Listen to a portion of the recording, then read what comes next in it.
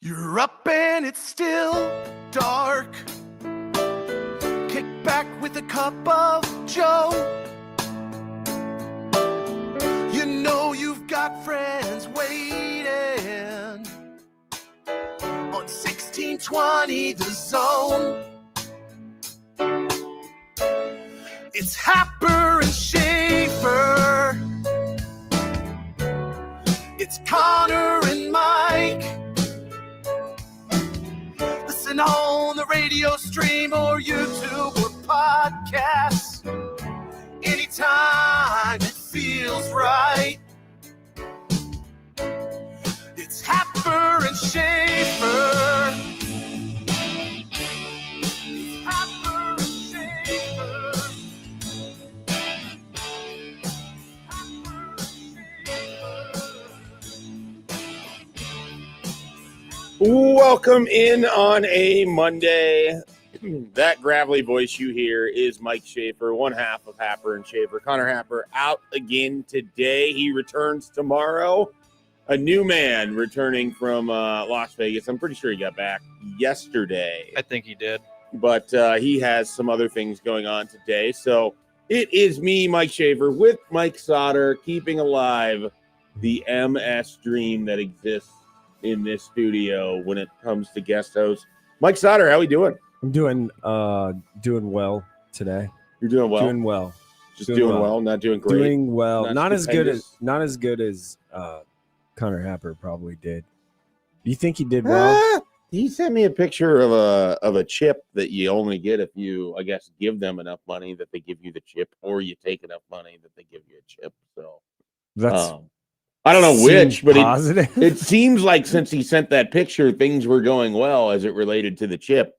I haven't really talked to him since we were exchanging texts during the Michigan-Arizona game, where I was like, it was in that 5-minute period where Arizona made the kind of run and Lenenborg is hurt, and you're like, okay, well, maybe this could be a game again. And it looked really physical at one point. Like, you kept seeing Arizona's big was going down in there and just throwing everything he had into Johnson or into Mara to try to establish position. And early, that game just felt like two, heavyweights. And then very quickly, Michigan lands the knockout punch. And that was, and then it was just anticlimactic for most of the rest of the game, as you knew the end result, but you still sort of wanted to watch the Michigan machine just operate at nearly peak ability. It did not live up to the hype. It was disappointing. It was certainly disappointing. I was very much so looking forward to watching that game. Yeah. And I was like, oh man, this is not what I was. Well, there's like nothing else. Like, all the baseball was done at that point. It was like the only thing going on. Right. And so there was no competition for it at all. And you get a bit of a dud of a game. The other voice you heard very early on, of course, is our producer, Joey Colbert. Joey, did you watch Michigan, Arizona? Yeah, I watched both of the games. I was extremely disappointed in the performance. Got to give Michigan credit. They pretty much dominated from the beginning, just never held back. And I was kind of wondering what was going to happen in the game after seeing Dusty May scouting the first game, Yukon and Illinois, because people were saying, well, this is going to be a receipt if Michigan loses to Arizona because he's too busy worrying about the first game, not his own game, which is a better matchup than what we saw in the first game. But yeah, good win for the Michigan Wolverines. We kind of seen this throughout the season where they just dominated anybody that's in front of them. And they're the first team in March Madness history to score at least 90 points in their first 5 games, which is pretty incredible performance, if you ask me. Yeah, no, certainly high level stuff from Michigan. You mentioned the scouting thing. A former Nebraska media member who's now in Green Bay, Matt Reynoldsson, had a tweet that I saw get picked up by a ton of Michigan beat writers, and then at that point, as someone who has I thought he was in Arizona. Did he go? Yeah, he's in Arizona. Yeah, he's in Arizona now. He was in Green Bay. Yeah, he was. Okay, so now is that where this was coming from? Yeah. Okay, yeah, that was all right. I thought it was odd, the level of sort of almost vitriol he had for Fury. Michigan. Yeah. But okay, maybe that explains that. But Matt Reynoldson's now in Arizona. When I knew him, he was working for Husker Online as one of the first couple interns there. And so I just happened to see it. I was like, oh, I know that guy. And that's not going to go well.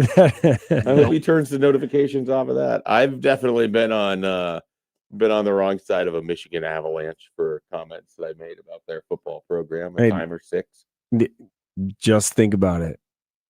Michigan almost lost to Nebraska without rink masks. I know. We at Michigan too. We'll get into that a little bit later, but they look like a machine. Of course, then you had the Yukon Illinois game, which I kind of like listened to, scoreboard watched, and then got home in time from visiting Columbus to watch the end of that game. And there was a little bit of a brief moment where it felt like Illinois had life, that they might be able to pull this off. And as it often comes down to, when you finish a possession defensively, it doesn't matter if you don't grab the rebound. Yeah. UConn gets the offensive rebound, sets up a Mullins 3-pointer. He buries it. Wagler hits one immediately. Yeah, that was great. Which brings it back to a 4-point game, but it just felt like they needed that stop the first time with all of that time still remaining, because you lost. I mean, they probably lost 45 seconds on that possession, and that's just huge when you're inside the final 2 minutes. So, and you give up a 3. Right. Yeah. And so then Illinois, unable to come all the way back. UConn just basically got in front in that game, and they had the graphic come up, and it's like, there's been 2 lead changes. Yeah. Biggest lead, Illinois 1. Biggest lead, UConn 14. Yeah. It's like, that's basically Illinois took a lead and then UConn took it right back. And right. It was no contest for Illinois. Yeah, in the game. It's weird because Illinois is a super physical team, and then you think that with their size, and they are, but UConn's just tougher. Illinois couldn't shoot. Like we talked about this. There's some tough physical and mental toughness with UConn that. Yeah. Well, I mean, I have been the biggest UConn doubter all year, and here they are playing for another national championship, and here I will be later today talking about how Michigan will win that game. I don't know what the line is on it. If you want to look that up real quick, it's probably. I think all the money is going to be on Michigan, which makes UConn a very interesting play from a contrarian perspective tonight. But they, I've got to give them a ton of credit. They just keep finding ways to win games, even if, sometimes you get outstanding performances from Caravan, who played great in the first couple games of the tournament. But then now he's just, he went back to, what did he have, like 4 points in that win on Saturday night, and he was like 2 of 8 from shooting. UConn didn't play that great either from a statistical standpoint. They're physically tough. Like they're hard to. You had 9 points. He's 1 of 8 shooting. 6.5 is the number. Michigan. That's low. I feel like that's too much. You think it's too much? Yeah, I feel like that number. I feel like you just go the other way because it's the national championship game, and I feel like that's a big number. Now I could see Michigan winning by 15 or something, but I also think UConn's just a little bit built different. Okay, so Michigan's lowest win in the tournament so far has been by 13 points. Yeah, so they won by 13 against Alabama, 18 by Arizona. They were losing to Alabama at halftime. Yeah, 21 to Howard, 23 to St. Louis, and then they beat Tennessee by 33 points. Yeah, that game wasn't close. So they are on a heater, as they have been at various times this year. And they don't have that many wins where it's inside of 6 points. No, they usually blow people out. Yeah, they did have a couple late in Big Ten play, Ohio State, Wisconsin in the Big Ten tournament. That Vegas tournament early, like around Thanksgiving. They won every game by 40. Yeah, they won every game by 1 million. Auburn, the team that has I didn't even put this on their rundown. We can get this in here somewhere. NIT champions. They are the NIT champions. That's not what I was going to bring up. There's some major changes afoot for our beloved tournament that I'm not excited about. I forgot about that. We'll get to that a little bit later. We'll want some more. It's still shocking that like Wisconsin beat them at Michigan. They won 91-88. Yeah, they made 15 threes. Of their 3 losses, that's by far the one that's, losing to Yeah. Purdue in the Big Ten championship to a team that was the national title favorite, or one of the national title favorites, not that big of a deal. Mhm. Losing to Duke 68-63 and kind That of was a a unique neutral game. Yeah. Mhm. In a weird time, like I feel like if they had played them early in the season, they Mhm. probably catch them at the right time. If they played them later in the season, they catch them at the right time.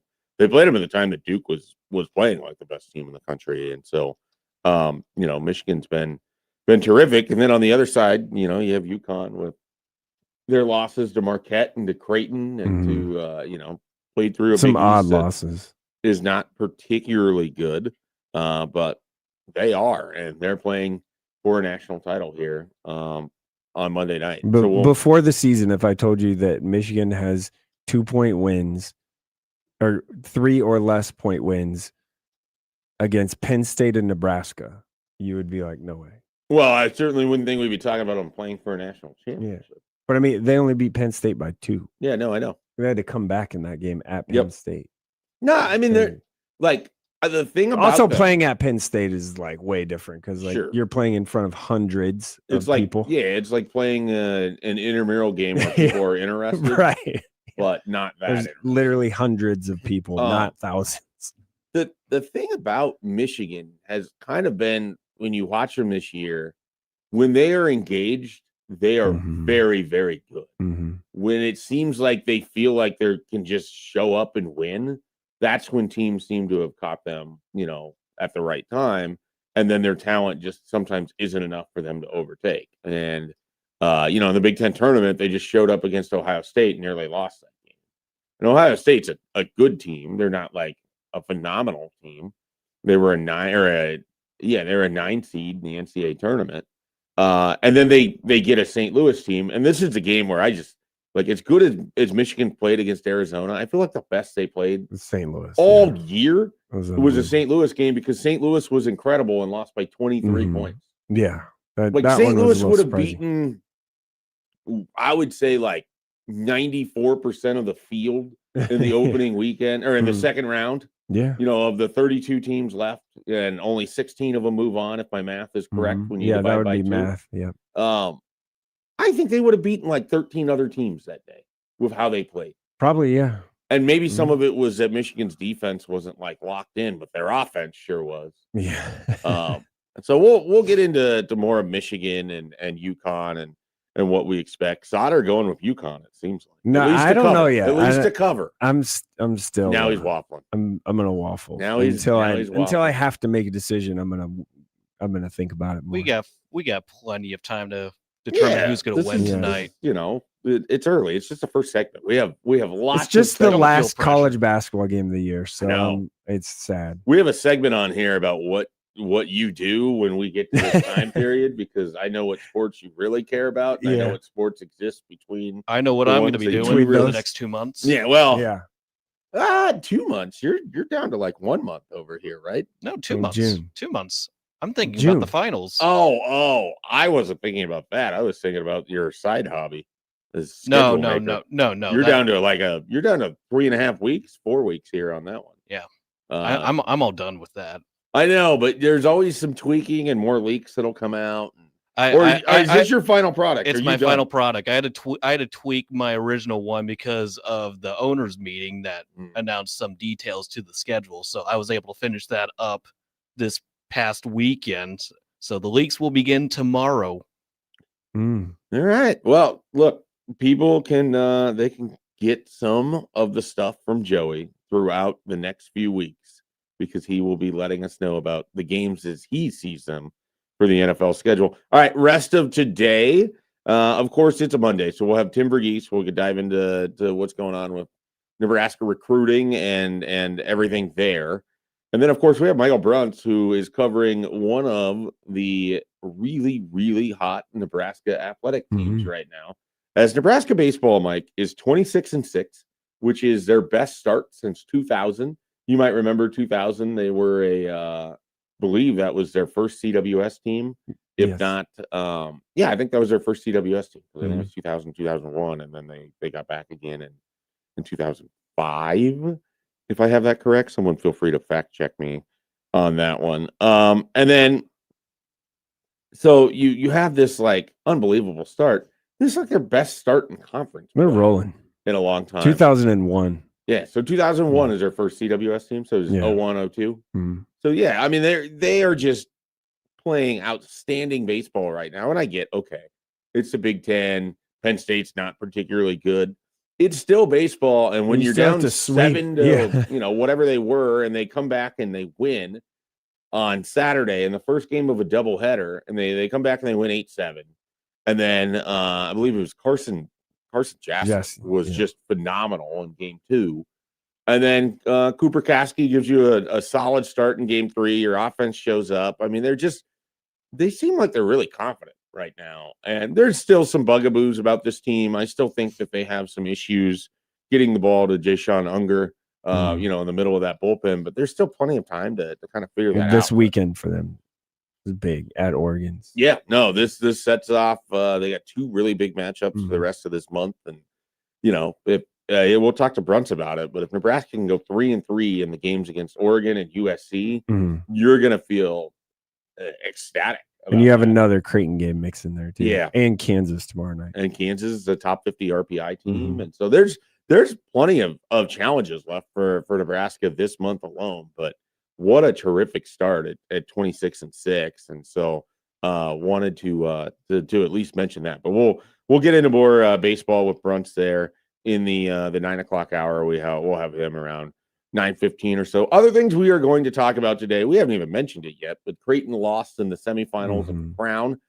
It was Greg McDermott's last game, and so the emotions ran pretty high from that. So Sauter and I will kind of discuss, you know, we're going to put a bow on Creighton's season and talk about, you know, what all transpired this year, and then really kind of kick it forward, because I kind of want to know where Mike, a guy who knows everything there is to know about local basketball and basketball in general, how he feels about where things are kind of set up for Creighton and Alan Huss as they change, because I think it's going to look a lot different next year. My question is how quickly, or what is reasonable to expect in year 1 for Alan Huss. So we'll dive into that on today's show. We're going to talk some Nebraska basketball, as we tend to, you know, this year when they're doing what they have been doing. We're going to get into some football topics as well. So we have plenty of stuff on the show today. There's even going to be a Jets topic on here. Yeah. So we can talk about the Jets. They are accomplishing something that no one else, I believe, in North America is doing right now. Oh yeah, so I heard about. You this. heard about this? I heard about it. Well, we'll see if Sauter has heard about it, or has experienced it, or has lived it. Probably, guess is probably all of it. Yes. We're also we're gonna get a little high school sports in here today as well, and so we're gonna be But all in over a the map. unique way. It's not like, you know. Yeah. We're gonna kick it forward to kind of how things might look for 2026, 2027. Well, 26, 27. I don't know. 6, 7. Next school year. That's the way. 6, to say 7. Is that what you're doing? I don't do that on purpose. That's what you just I did. do that inadvertently, and I feel bad every time it comes up, because that is not who I am as a person. But You just did that. we're going to take a time out. When we come back, we're going to talk about the AP Coach of the Year, someone that Mike Sauter has spent the entire year covering. We'll learn a little bit more about Fred Hoiberg and what he did this year, the AP Coach of the Year. All that more when we return here on Happer and Schaefer.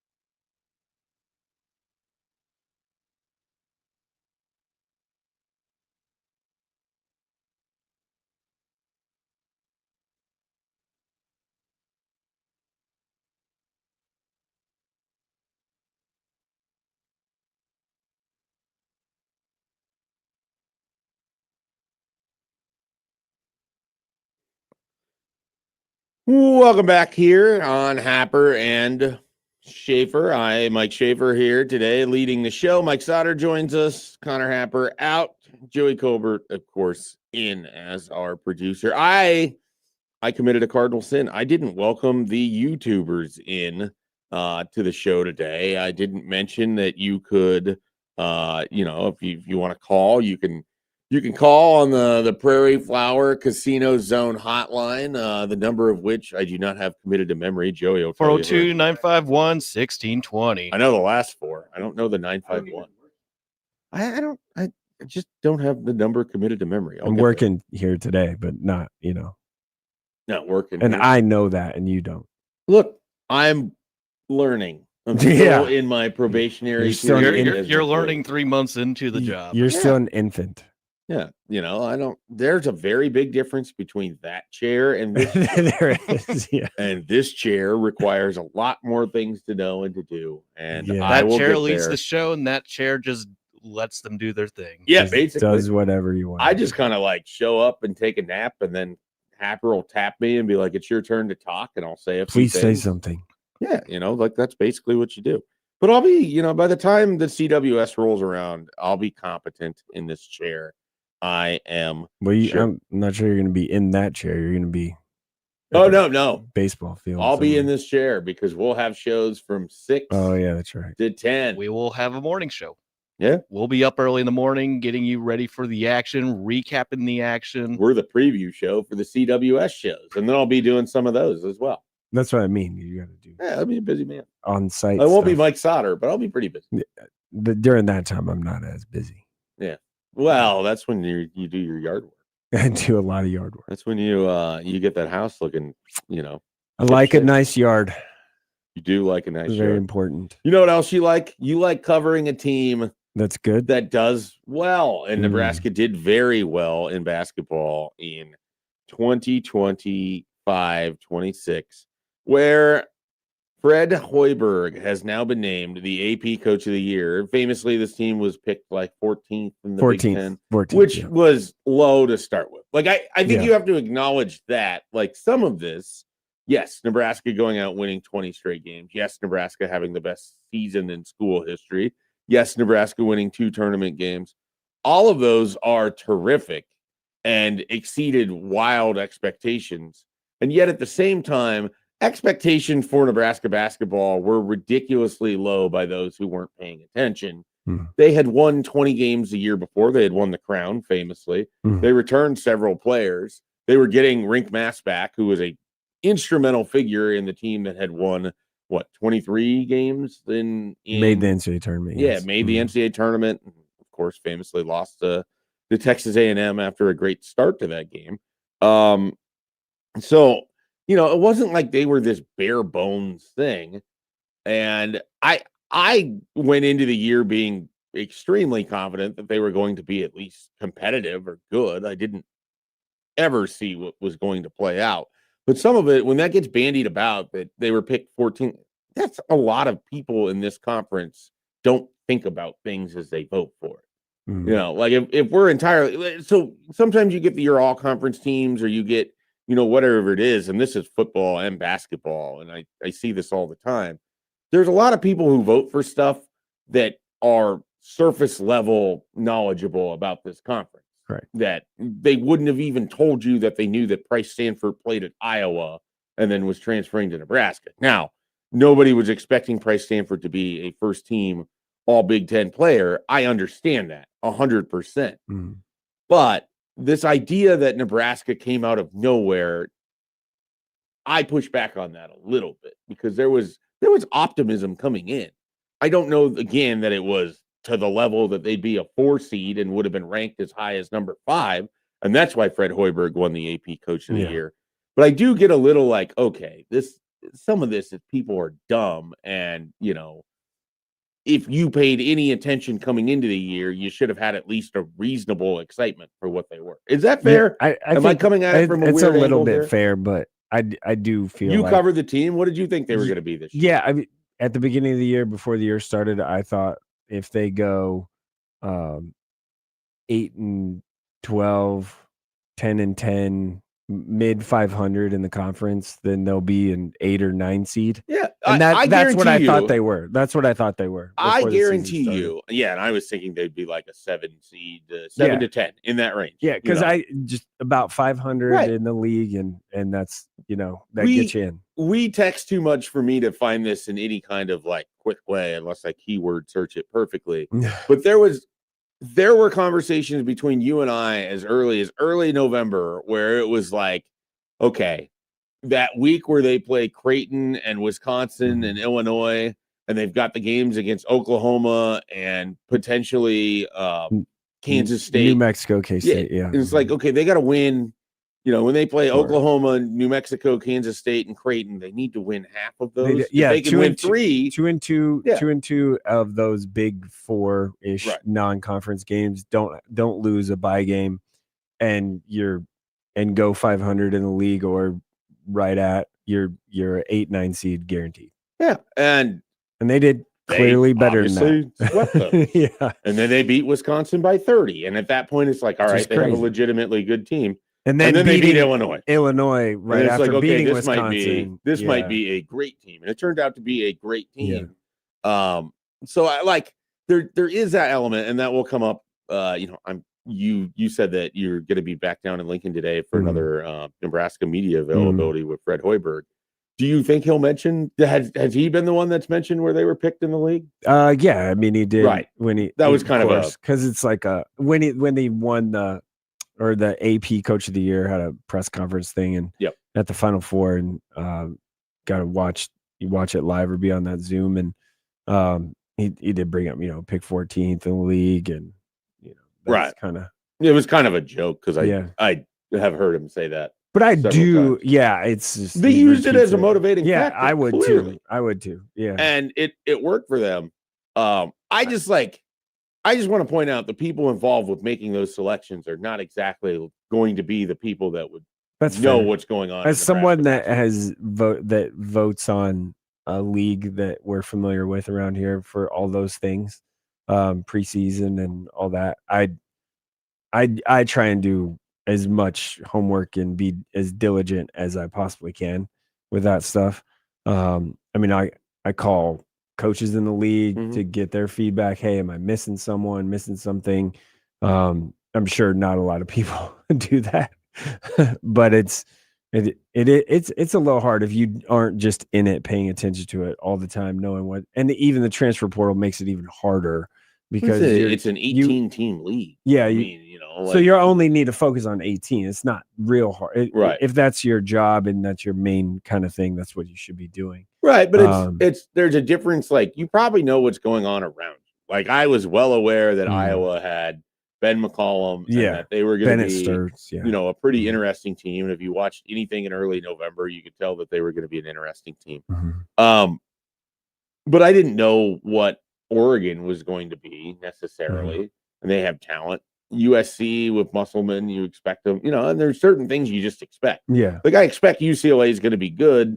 Some years I think that they're going to be great. I was pretty sure they weren't going to be great this year, and they were good. Mhm. Michigan State, you expect to be great all the time. Yeah, and they were pretty good. Michigan, I think people expect to be pretty good to borderline great, and they were Especially phenomenal. Yeah. So Purdue is another one that just Right. they're consistent right now at the top. But So, teams like Ohio State, like there's certain teams where it's like, I don't know why they get the benefit of the doubt. middling. Yeah. Yeah. Ohio State is one of them. I think Wisconsin falls in there, but Greg Gard has been a much better coach than I He's ever been give him good. credit for, Mhm. which is more of a me thing. I think I tend to be a little bit flipped because I think Nebraska plays Wisconsin almost to a draw about every time they play. Mhm. And the difference between those programs and how they're viewed, obviously, because Wisconsin This has is a little consistently different. gone to the NCAA tournament. They've won in the Big Ten. They've won Big Ten titles, etc. They're a much better program. And yet when you watch them play on a random day in January, every single year, it feels like that game is close and late almost every time, regardless of the teams. This year, not so much. Yeah. But so it's more of that line to me where it's like, all right, I just never felt like they were the 14th team. We also have to throw in like an Oregon. People thought would be a lot better. They have talent. They just didn't show up. I mean, crazy. and USC had talent. They just, Mhm. they couldn't finish games, and certainly couldn't finish the season if they were Chad Baker Mazzara. So, and yeah, you know, that like was funny. That was you funny. got He that going just quit when he was like 28 or whatever. on. Maybe he's finally found a full-time I job. don't know if he was 28, but he was old and was one of those G League guys. and then just quit. Let's actually drill this in on Hoiberg though, because Okay. I have like a question. What's something, because you're around this guy a Mhm. lot. You cover the team, you talk to people that are around him all the time. What's something about Fred Hoiberg that people may not understand or might not get a glimpse of, because they get the more buttoned up, polished version of Fred Hoiberg, who does a really good job of presenting himself as if he's uninteresting. Mhm. At least that's how it comes across to me, Yeah. because I know the version of but Yeah. I've been around the version of him that is not that, Mm. where he can be like wickedly funny, Mm. will be a little bit more opened up about what he's saying and a little less reserved about his commentary on stuff. So I've been around that version, but the media version of him is I don't want to say bland, but it comes across kind of bland. And this is a guy that, there's more pepper there than you realize. He's pretty rehearsed. That's a great way to phrase it. Yeah. Yeah. I mean, in media wise, it feels pretty rehearsed because he does repeat himself. And like, I think that's the NBA in him, right? Yeah. Where it's just, and that's fine.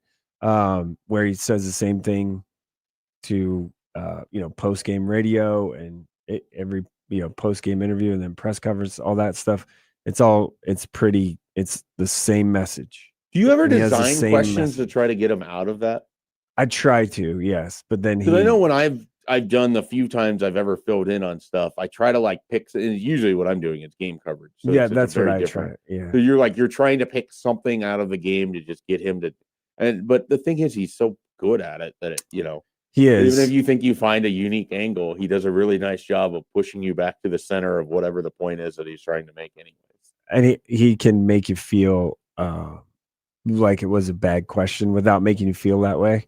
So I think every coach. Can yeah, do that yeah. for me. That's more of a me. It's one of those else. I'll try and ask him about the game and a change they made, whether it was a little defense or an adjustment that they made or something like that, and then he just goes into like a 3-minute long answer, and it's just loses you because it's he's so smart, like he's ridiculous. And it's, we did this and this and this and all this stuff. I'm like, I just needed one little thing, not a whole thing. But the thing that is different about him that I don't think people really get or feel, he is extremely competitive. Yeah. No, extremely. I don't think it was. I think this season has shown people that more. One, you get the kind of the behind the scenes stuff where that Minnesota thing was eye opening. Yeah, because that's not the version of him that you ever see. No. We saw more. He's not publicly. We saw more animated Fred Hoiberg in the coach's box. Mhm. One thing I appreciate about him is he stands in the actual coach's box. Just stays in one one of those spot people too, who really. wanders onto the court every single possession of Mhm. every game, Yeah. which is 90% of Big Ten coaches. Yeah, and I hate it. And I always want players to run into him on purpose. I think it should be a technical. Napoleon. Frankly, I think they should be ejected. They're not players. They shouldn't be on the court. You mean the main culprit of that is Mr. Napoleon Kraton? Well, yeah, he's one of them, but Ben McCollum is all over the court. He's talking about intense. Tom Izzo's all over the court.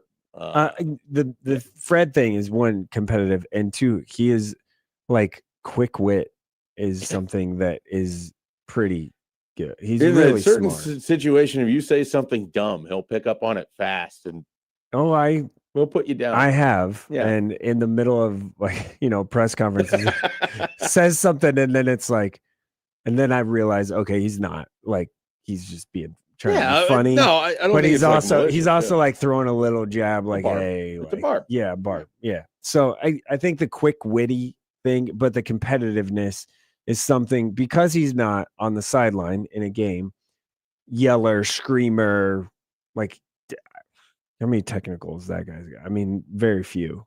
Didn't get any this year. Well, their bench got one at some point in the last year or so. Yeah, it's very rare. That's But what I it mean. like it wasn't on him. Like that was what Right. was notable about it. Probably It was like, Nate. yeah, Yeah, it came from it's the probably bench. Nate. Like I'm pretty sure it was assigned to the bench. It's probably Nate. But that is the thing though, is the competitive drive he has and wants to win and cares about Nebraska a lot. Like he really, really does. And he's, the stories and about his grandpa coached here and he was born in Lincoln and all those things like that. It's an important place to him. Yeah, it really is.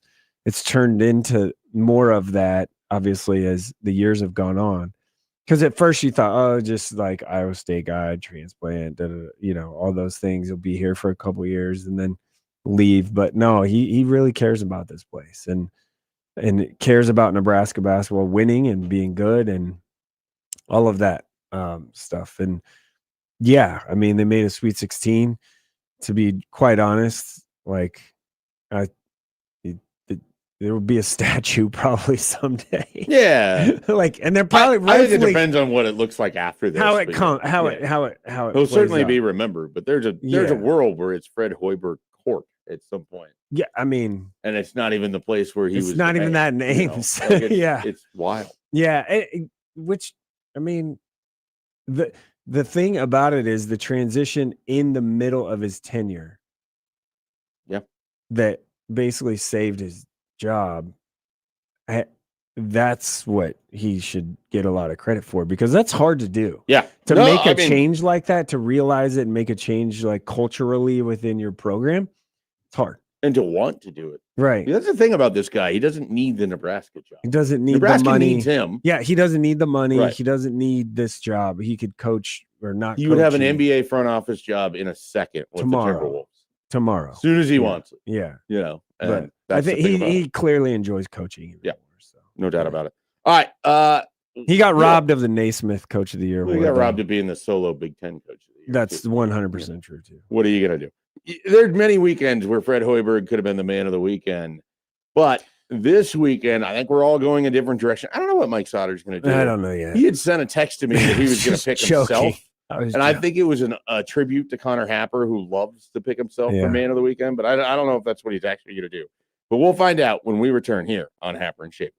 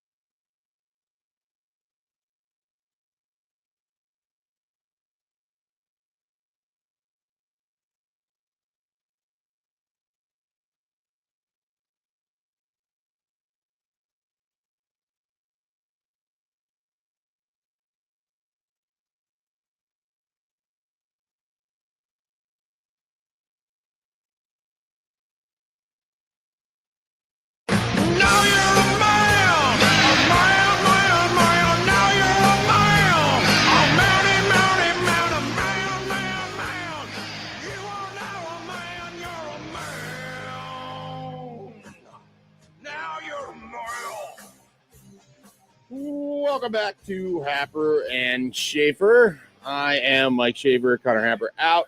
Joey Colbert still here as producer. Mike Sauter filling in. We have our man of the weekend, and mine was a pretty easy choice. If you watch Major League Baseball at all, I saw someone do something I have never seen before. And Joey, let's just play the clip. Joe Adell, the right fielder for the Angels of Anaheim or Los Angeles Angels, whatever they are. He former elite prospect. Now he's just kind of an MLB regular. He should just win the Gold Glove already. He made 3 great plays, and one of them truly memorable in a 1-0 win for the Angels. It's 1 strike. There's a drive out to right from Raleigh. Adell's back near the wall. He leaps, and he caught it! So there's home run robbery number 1. There's a drive to right. Adell is back. He's at the wall. He leaps up. He got another one! That's number 2. What a night! What a game. Now here's Crawford with a fly ball to right toward the corner. It's Joe Adell again near the foul pole. Leaping up. Did he catch it again? He fell into the crowd, so it's a home run. They called him out. He did it again. The home run. So that's a conversation. But Joe Adell, the third one, he falls into the stands. And that is a real conversation that we can have. It's a home run at some point in time. So in that third one, the lady that was holding the phone, her picture was just on social media, and I just saw it. It was a great. It's an unbelievable It's photo. a great photo. It's an iconic photo. And so he robs 3 home runs, 3 Mariner home runs. It all would have been solo home runs that tied the game, the 1st, the 7th, and the 9th inning. And he robs all 3 of them, and the Angels win 1-0. Joe Adell, you are the man of the weekend. Mike Sauter. My man of the weekend is not myself, even though I feel like You could have went it's that going way. to be, because I did a bunch of outdoor work yesterday at my house. Gino Ariema. Oh no. We got a negative man of the weekend. Yeah, there? not for the positive, just for the what were you thinking? What was he doing? What are you doing? I don't. There's The fact this that he doubled element of down this. on what he did. They also are like, I mean, I feel like they've gotten a lot. There's no like beef there. Oh, there's beef. There now. now is, but there wasn't. Yeah, there's something I about don't that know what guy he was doing. where it's like he doesn't get enough Oh, he gets drama in the basketball games of which he coaches. So he goes out of his way to like manufacture stuff yeah. that to have something to be offended by, even though he's basically been in the catbird seat of women's college basketball for 30 years. And can basically say whatever he wants. Right. Or thought he could until this happened. You take a guy like John Cook and you take a guy like Gino, and just their sort of how they choose to go about being who Way they are. different. And I understand Cook hasn't had the same level of success as UConn basketball, Right. but it's the closest equivalent I could think of. It's fair. And it's just they could not be more different in how they handle themselves publicly. Or my real one, I guess you could go with Greg McDermott, just ending his career. And yeah, it's fair. It's a fair one. It's a fair one. Joey. All right. I got to turn on my mic. I don't want to be a Turn Mike it- Schaefer. turn it- yeah, Anyway, my man of the weekend goes to D3 basketball's Colin Mitchell for Mary Washington Eagle. He hits a buzzer beater layup to defeat Emory in its first ever D3 national championship. I got the video right here, but it was off of a missed basket. He was able to grab the rebound and hit the layup right at the buzzer. Here is the video. 5 seconds. Goes to his left for the win. No, Mitchell's putback is good. Mary Washington. Oh boy. They will. that's crazy. Yeah, it was Look at that. pretty much a huge deal for the school. Were you watching? I as this happened? wasn't watching it, but I heard about it and I saw it on social media. It was crazy. It's kind of like that North Carolina State Houston game from '83 where the shot was falling short and they were able to get the second chance bucket right at the buzzer. A great win for the Eagles. Congratulations to Colin Mitchell for leading them the way to hoist a trophy in Indianapolis. Good headliner before the big game tonight. Yeah, absolutely. Also, if you, I mean, what am I trying to say? I don't know. Nova Southeastern and we're on a D2. Nova Southeastern got upset by Lander, which then ended up losing in the championship game. So if you're Nova Southeastern is a traditional, like they've been really, really, really good in D2. And then the team that beat them, of course, lost the next game, which makes you feel some type of way if you're that big of a favorite, right? You want? How about don't lose? Don't lose. That's a great advice. Good strategy. We on the StreamYard, Joel writes in his man of the weekend is actually the woman of the weekend, Rhonda Revelle. Softball swept again, just like baseball. We were talking about baseball earlier. Softball, unbelievable heater right now as well. So that is man of the weekend. And 3, I think, worthy choice. Maybe not so much Gino, but McDermott certainly. And we'll dive into a little bit more of Greg McDermott and Creighton a little bit later on this show as well. All right, we're going to take a break. When we come back, we're going to talk some Nebraska football. Get excited! Yeah, yay! Woohoo! There we go. Off-season football. Off-season football. Yay! Here we go.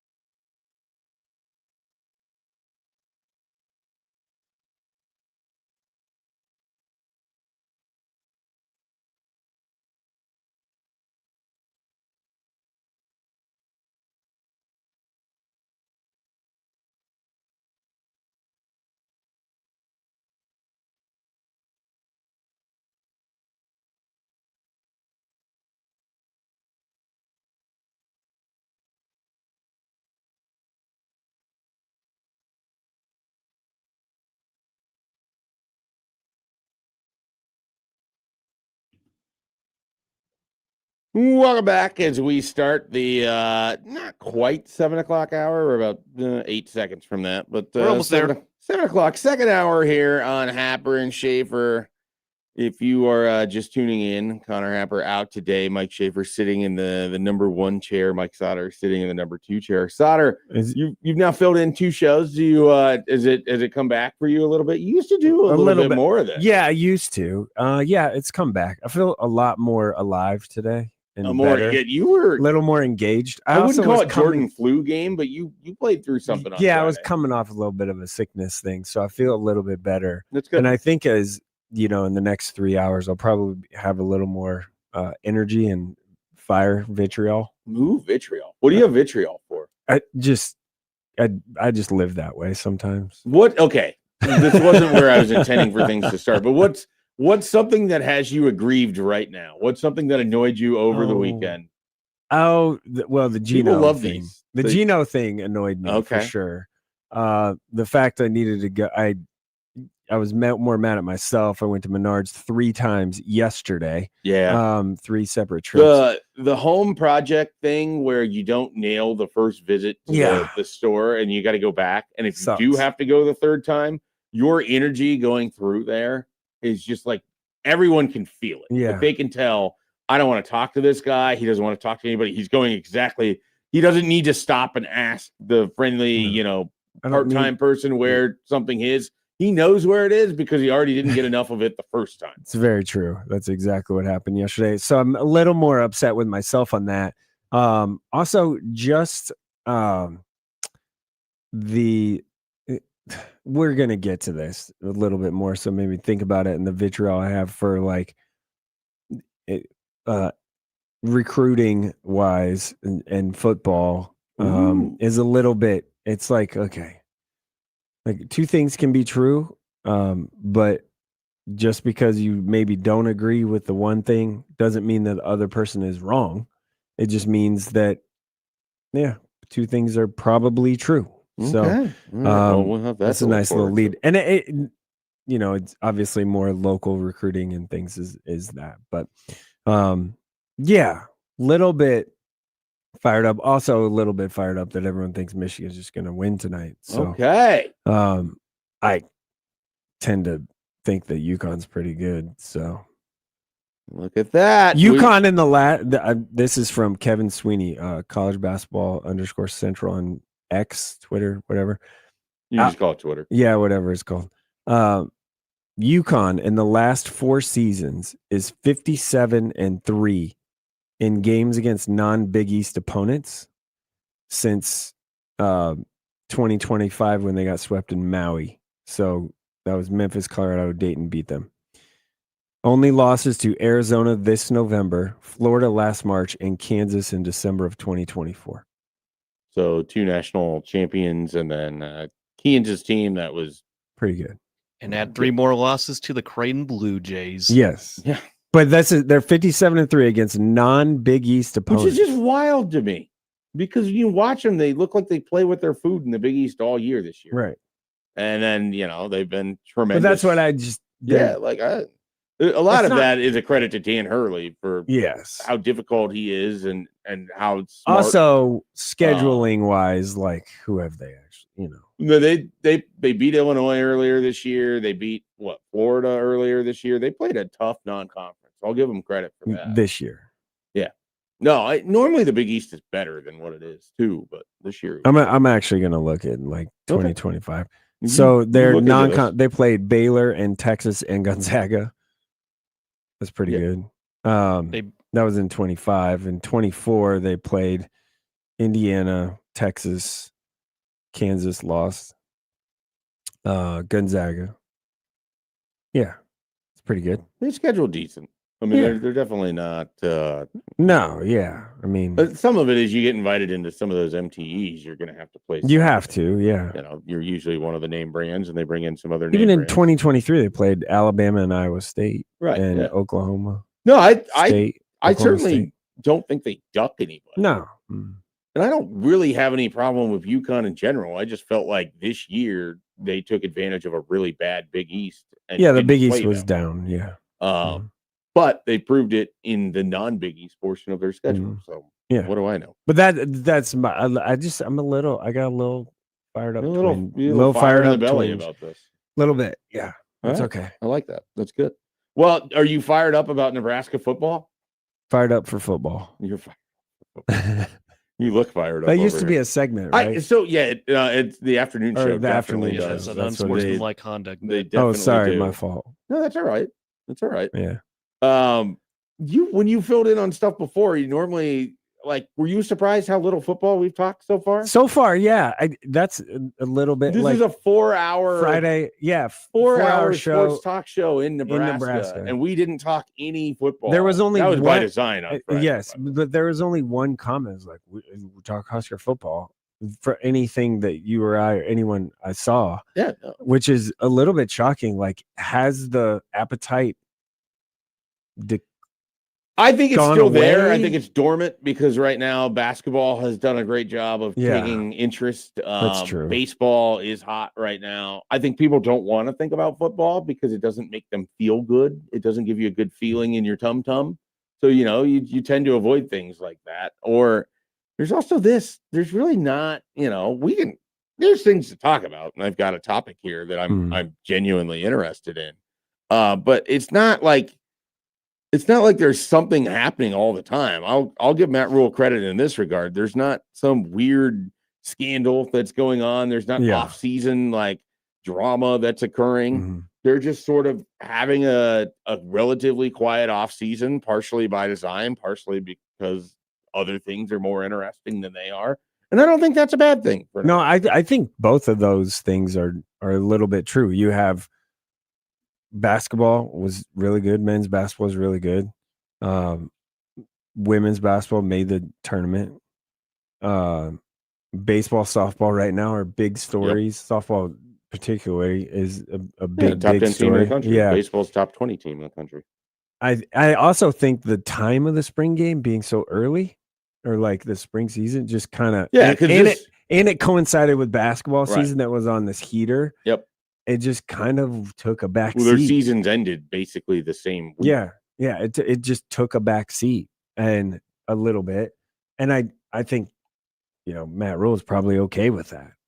Yeah, and just a little bit. Hey, let's focus. Let's keep it in house. Let's focus on what we need to do. You don't have any obvious about sort of big star to discuss. Yeah, there is. Who's Nebraska's biggest star right now in football?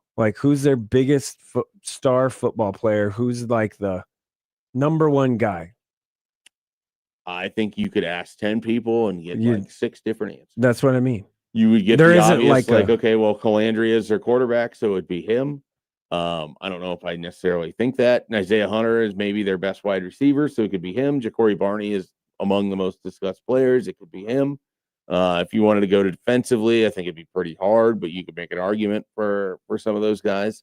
If you wanted to be well, who's their just best overall player? I'd be well, I think it's Justin Evans, the center, but that's usually never the face of your, your football program. That's what I mean. Even though he's one of 2 guys that touches the football on every play. Yeah. I just people forget there isn't an Emmett Johnson coming back, and I don't think that's why there's not these juicy things to dive into, because a lot of this, the program itself, is very much in a time to prove it mode. And I think Matt Rule prefers it that way right now. Right now, yeah, I think he in general likes when there's discussion about his team. He likes to be in the center. I think in this offseason it's been by design. I think there's certain times where your team needs to be able to operate in the shadows and improve away from the public, eye, and this would be one of those times. Now, if they come out and they don't play well, then none of it matters. Then it's well, what are we doing here? Spend time on it, because now when there is a reason to spend time on them, there's not a lot to talk about. So, and the coaching changes and the coaching staff is pretty. They're just go to work looking guys. They're not, out there on social media doing all that stuff. The most entertaining of their coaches is Dana Holgerson, who's not a social media guy. At all. And even he, particularly for somebody like me who felt like he didn't do well last year, there's a lot of, let's see what this actually looks like. All right. If it was a Dylan Raiola thing, here you get a different quarterback and a different style. Right. Show me that you aren't washed in 2026 with your offense. That's where we're at with that. Like defensively, if Rob Arich walked into this studio, the three of us would look at him and it would take us at least a half second to process who he is. Right. Even though and that's probably not a bad thing. No, well, yeah. I mean, that we could get into the element of where Nebraska football has maybe gone into a bit of a sideshow in the last 20, 25 years. Well, But, that's not necessarily a bad thing. But what I wanted to kind of get into here is there's an article, this is a couple weeks old now, but it's up on ESPN where you have your panel of people giving answers on various questions as to which team has the most to prove and what quarterback has the most to prove. And one of them was which coach, and they all try to pick somebody different. So you get some people that go, we have in here Mike Norvell, which makes a ton of sense because, Florida State did not have a good year and he came back mostly because I don't think they wanted to pay the buyout. Right. Kalen DeBoer, who's the coach at Alabama, and they haven't won a national title under him in 2 years. So clearly concerned with a capital C there. I don't understand that. I don't either because I think he's an amazing coach. And they made the playoff. I think it's just he's in a spot where the expectation is if you're not the best team in football, you are probably trash. You can't follow the guy. Lane Kiffin was chosen as an answer, which makes sense because he left a great situation for a potentially great situation, but also could go poorly for him. And he's someone who can't help but make headlines. Right. Someone picked Shane Beamer, which, if you're interested in what happens at South Carolina, good for you. I think that's pretty way off the radar for most people. He's in what, year 5, 6? That makes sense. Shane Beamer's in year 5, I think. Yeah. I think that's right. Kind of makes sense. That's all right. He's done fine. Nothing remarkable. The other one mentioned Jeff Brom, which again, you're trying to do something different. He's not going to get let go. I think Jeff Brom's at Louisville for as long as he wants to be at Louisville, and I think people would be lucky if he got let go, he'd have a job in 2 seconds. Yeah. And then Mark Schlabach picks Matt Rule, and this is what he writes. Matt Rule signed a 2-year contract extension with Nebraska through the 2032 season, so it's not like he's on the hot seat. True. But, there's lots of people that wish that he was. But a lot would have to happen for him not to be the coach next season. I'm just going to say that. Not 2026, but 2027. Yeah. But after his teams went 19-19 in his first 3 seasons, it's time for Nebraska to start showing some life. Agreed. The Cornhuskers haven't won 10 games or more in a single season since 2012. They've lost 6 games or more in 8 of the past 9. None of that really reflects Matt Rule, who, whatever. Matt Rule retooled his offensive line, brought in former Georgia Tech assistant Jeep Wade to take charge of that unit. Transfer guards Brendan Black, Iowa State, Paul Mabenga, LSU should help on the interiors. Nebraska revamps its offense after quarterback Dylan Raiola transferred to Oregon. So that's everything in there. Really not a lot. But I say this to ask you, you're someone who's involved with a ton of high school football coaches. And sometimes some of the people that you can glean the most insight from when you're trying to learn more about the head coach at Nebraska and how he's perceived by the people who are involved in some ways or another are through high school football coaches. Because if a coach is should be talking to them. Yeah, like they're either at their practices, trying to learn things, they're going to their coaching clinic. They are stopping by when they can get out on the road to just, say hello and show up and acknowledge the high school coaching community. And so I'm curious, like, what have you sort of heard that at least you're comfortable talking about? I'll leave it with that caveat from the high school coaches as it relates to Matt Rule and just the Nebraska coaching staff in general. Like, how do you think they've been received? Because they didn't go light up the in-state recruiting this last year, which I don't think is necessarily a bad thing. But I think they've done a pretty good job of when the open periods have been out there for them to be on the road. They have certainly come into the metro and not just going to schools where there's an obvious guy or two, just sort of stopping by a lot of different schools. If nothing else, just to remind them, hey, we know you exist, which I think matters. One thing that I did think was pretty neat, Ed Foley did a great job of this, and now, obviously his role changed. We did a great job of just hitting I swear that guy went to every high school in Nebraska Tried in to. like a 2-year. I mean, he did everything, which is awesome. Now you're setting yourself up for a bunch of special teams. Yeah. So, and you're also setting yourself up for, like, if you do that, it's hard to maintain. From my, I guess, perspective and people I've talked to, everyone likes Matt Rule. Like, there's no one that doesn't like him. They like him personally. Yeah, they like him, and I don't think there's any sort of like issues, if you will. Everyone, I think, respects him. Everyone wants Nebraska to be good. Like, that's the thing. Every high school coach in the state wants Nebraska to be good. Yeah. Because if Nebraska's good, that means that in-state players are probably pretty good. And that means that there's a handful of in-state guys that are coming. Yes, absolutely, no question. Coaches would like Nebraska to recruit their players more. Sure. That every year, that's never going to change. That's nothing new. But I also think that, they have 33 guys on the roster right now that are Nebraskans. Mm-hmm. That's pretty good. When you only have 105 spots. Yeah, I think. And you think about number. it, just what the production is. And it's not to say there aren't a lot of high school football players that are going to play college in the state of Nebraska, but the reality is you can't just only take guys from Nebraska. I also do. I very much so think that Jet Tamala was fantastic. He was fantastic when he was a sophomore in high school. Before he, went to Elite 11 and all that stuff. He was great. Like, you could see it as a sophomore. You could see that guy's going to be really, really, really good. And for my money right now, he's overtaken as the best pure quarterback, not Eric Crouch, running the ball quarterback, as the best pure quarterback that we've seen in the state's history. And that, people can say Scott Frost in that too, but he's obviously more of a runner. It's different.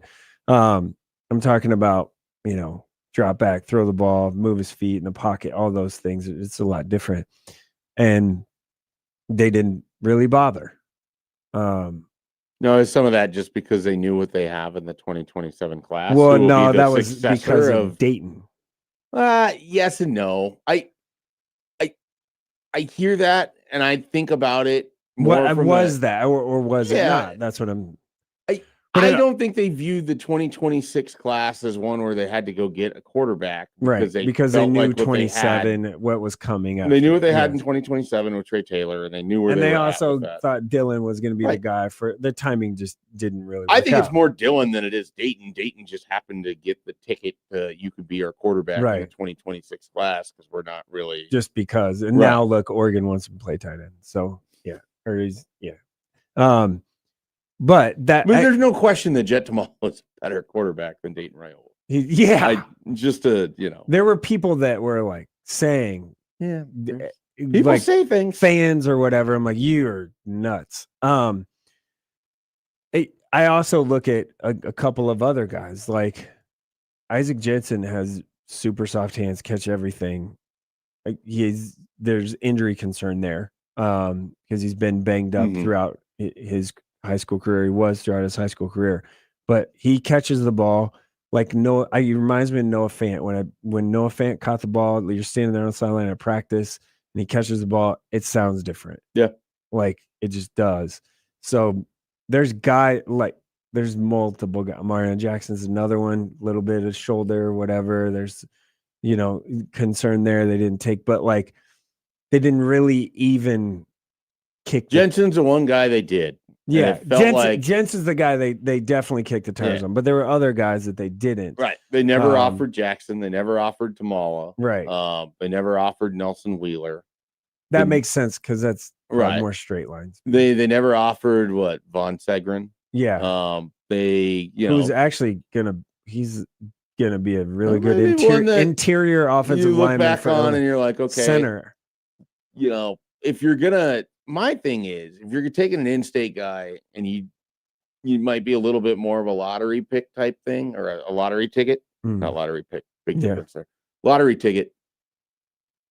If you're going to miss, you miss with mass. Like that's, that's how I feel about it. Right. Because if if you miss out on a wide receiver from Nebraska, it hurts, but there's not a bigger deal. the position where there's a lot of guys all around the country. You're going to find you can someone find that's plenty comparable. of yes. When you miss out on an offensive or defensive lineman in your own state, and it turns out that guy is good and he can start, especially from Nebraska, he can start for a Power 4 team. And I don't know if Von Segrin will, but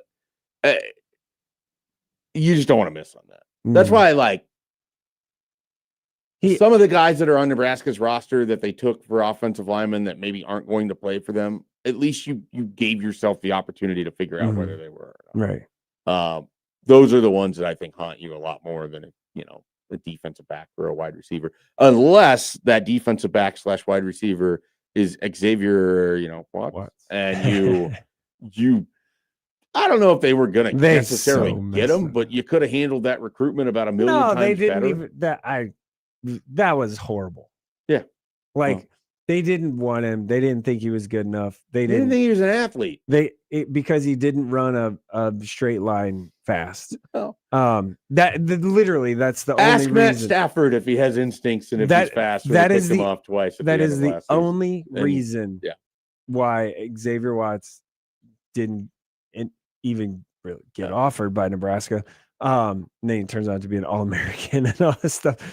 It was just because. Well, and the other thing, at a position where they weren't recruiting him, which is a different conversation. But right, and they he started out receiver and then moved to safety, and it's just but that's one of those things where you just put the tape on, and you're like, okay. The real ones knew he was a defensive back all along, and I'm talking about us. Yeah, another text message exchange. Yes, I could go back through about 5 years. But that's the one that should haunt people more than anyone. Is like that kid. Sure, was always going to be a stud, no question.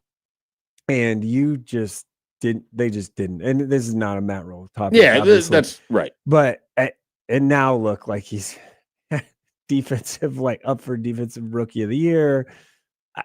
He's going to be he's an amazing person too, which helps. Back to the in-state thing. That coaches like Matt Rule. There's no. I haven't talked to anyone that is like, oh, screw that. But if you look at his predecessor, there was recruiting quips. One of them being that to no offense, another name that they were told, hey, get someone else in here recruiting this play, and they didn't. And that was just wild to me. They didn't have great success, I guess I should say. East of 120th Street. So because they didn't pay attention. No, they didn't. Yeah. No, they didn't. But that's okay. And Rule's done a good job. To be honest, I do think they've done a pretty good job of connections and building those and all that stuff. And back to I guess Millard South thing to wrap that up. Do you think that if this is a hypothetical because I feel like I know the answer. Do you think that Matt Rule has a problem, all that, with what is with Millard South and their players and their coaches and everything? No, not. Why would Trey Taylor? Trey Taylor wouldn't be there, right? I don't think. If he did, I'm saying. I don't mean this to be demeaning. If there's someone that roots for Millard South or is attached to Millard South listening right now, I don't think Matt Rule has time to worry about how Millard South presents itself and feels about things. He's just looking for the best football players that he can. They wanted I'm gonna forget which one it was. It was Chase Lofton, right? Yeah. They wanted Chase Lofton really bad. They did. And he ends up going to Florida State. And that was a guy who transferred. Now, he was at Elkhorn North when they started recruiting him. Right. But, I mean, that was a guy that was attached to that Millard South team at the end. Right. So, there's a weird vibe there. People, I think it's made up, to be honest. I think it's sort of like you build it in your brain, but I don't think Nebraska cares. I think they don't care. They're going to try and find players. They don't care where it's at, who if they you're an in-state player and you decide to go somewhere else, I don't think they're going to hold you accountable to that if you choose to transfer or whatever else. Rule said it as much. What it was, I think, like a month ago or something. about like you talked about in-state recruiting and how like, hey, we just evaluate guys. We have guys differently. Right. If guys want to go to the K-States and Iowa States and all that stuff, then like cool. This is a staff that, you know, when I first started covering recruiting, and now you could make a case that those other programs that are regional that are getting players from Nebraska are a better program. Yeah. Like in the last, I mean, 5-10. Nebraska's coming off of 2 straight seasons of not having more losses than wins for the first time in a while. So that's the thing is like we're the elitism piece. Yeah. You might want to. I don't think so here's the thing. He got here, he took a bunch of kids from Nebraska. They haven't had success with in-state players.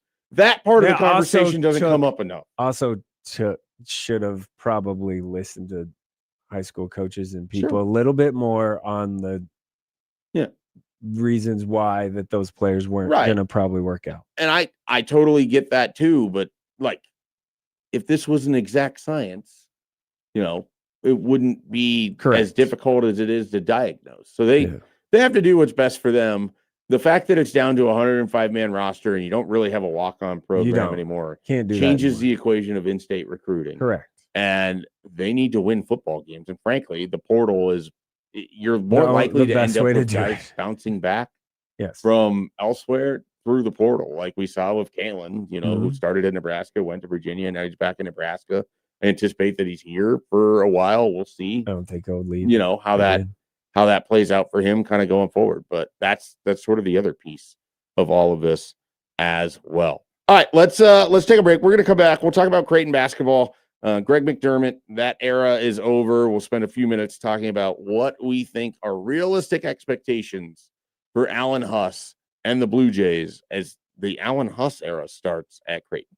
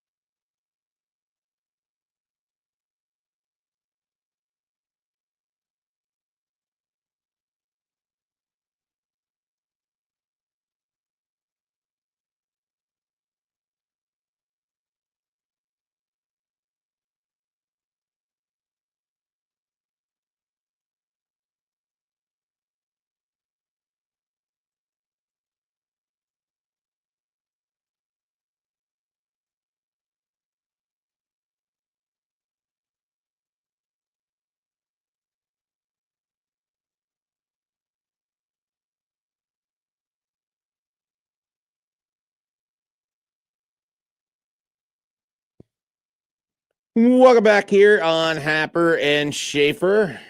Mike Schaefer here. Mike Sauter filling in for Connor Happer. Joey Colbert as our producer. All right. I am, of course, not the guy you want leading a Creighton basketball discussion, but I've got Joey Colbert here. I've got Mike Sauter there. They really care and know what's going on with Creighton basketball at a level that I just wouldn't. But I feel like this is a conversation worth having, and I'm sure Happer and I will have a similar one as he kind of comes back, and I'm sure we'll talk about his experience interviewing McDermott and just sort of being there for the end of it, you know, as things played out in that loss to West Virginia. It felt like my father-in-law said this at Easter yesterday. Felt like the game against West Virginia was kind of a microcosm of Creighton's entire season, where it's like, doesn't start great, they play a little bit better, and then you just see like where the flaws are and why West Virginia, who's not that good but better and just plays better as a team, we're just able to take over and run away with it kind of at the end. I don't want to spend a lot of time on that game because it already, you know, it's the semifinal of the Crown. You guys have strong thoughts on how things played out. No. Congratulations to West Virginia, Crown champions. I'd rather spend my time on this. What do you think is a fair expectation for Alan Huss as he comes into, you know, this season where he's going to be the next head coach for Creighton? We don't really know what that roster is going to look like, and I expect some turnover there. But around here, where McDermott outside of this last year had left things, you were a perennial second weekend team for the back half of his career. And so the expectation is that you're a tournament team. Is that fair? Like, Joey, as a Creighton fan, like, do you expect them to be in the tournament next year in Huss's first year? Honestly, at this point, not at the moment. You gotta find out what See the what roster. the roster Yeah, looks you like. got to see what the roster is going to look like going into the offseason. You're going to see some players leaving. You're going to get some new players coming in. Then the recruiting is going to be a huge question. You got some guys decommitting because they had strong ties with Coach Mack or certain coaches on the staff that's no longer going to be with the Blue Jays as Alan Huss takes over. So you got to take a look and see how the roster is going to look for the 2026 season. There's gonna be bumps in the road along the way, but it's gonna take some time, like it did for Coach Mack when he took over for Dana Altman 16 years ago. Roster construction is the biggest thing. Like, what does it look like? Who's left on the team? Who's returning? Who's not? If you look at the team, okay, Josh Dix is going to be gone. Yep. Right. Graves gone. Graves gone. Fine. Jason Green is the one that you can be like, yep, absolutely, he's going to be back. Yeah, I don't see a world where Jason Green is playing for anyone besides Creighton. Right. No, he's that. No, not at all. I mean, that guy gave his entire body to Creighton this past year. It's like he donated it to the science, to Creighton basketball. So Green, is Isaac Trout going to be back? Probably in that role. You know, Zugic, is he going to be back? Maybe. So and again, I don't know Creighton's roster well enough to throw these sort of things out there. Of their main guys, their frequent lineups in their depth chart over the last 5 games, the players that played 44%, this lineup's played 44, or I guess the majority: Nick Graves, Josh Dix, Zugic, Jason Green, Isaac Trout. Nick Graves is a senior. Josh Dix is a senior. Fedor Zugic is a junior. He might just go play professionally. Jason Green, probably back. Isaac Trout, probably back. So that's 3 that you're likely going to replace. Ty Davis, Austin Schwartz, Blake Harper, right? Kareem Conan, Owen Freeman. Conan's a guy I think you'd like to keep because he's just developing. He's athletic, continue to develop bigs, and but he had moments this past year. You're looking at like Hudson Greer definitely has carved out a role. I think that's a guy that I would put. To stay. I think outside of, I don't know why Jason Green's going anywhere else. I think Hudson Greer's a guy you really want to play him at the 3. You really want to keep him. Yeah. You know, want to like you would that's- want to keep him. But I'm saying there's gonna be a lot. The roster's gonna look different, feel different. They got to And then get how much time does it take for that all to come together? They've got to get the point guard Right. situation figured out there. They got to figure that out, and the big man. Big time. Yeah. I don't see a world where Owen Freeman returns. Right. Yeah, I don't see Freeman, Harper. I'd be curious about Schwartz, what happens there.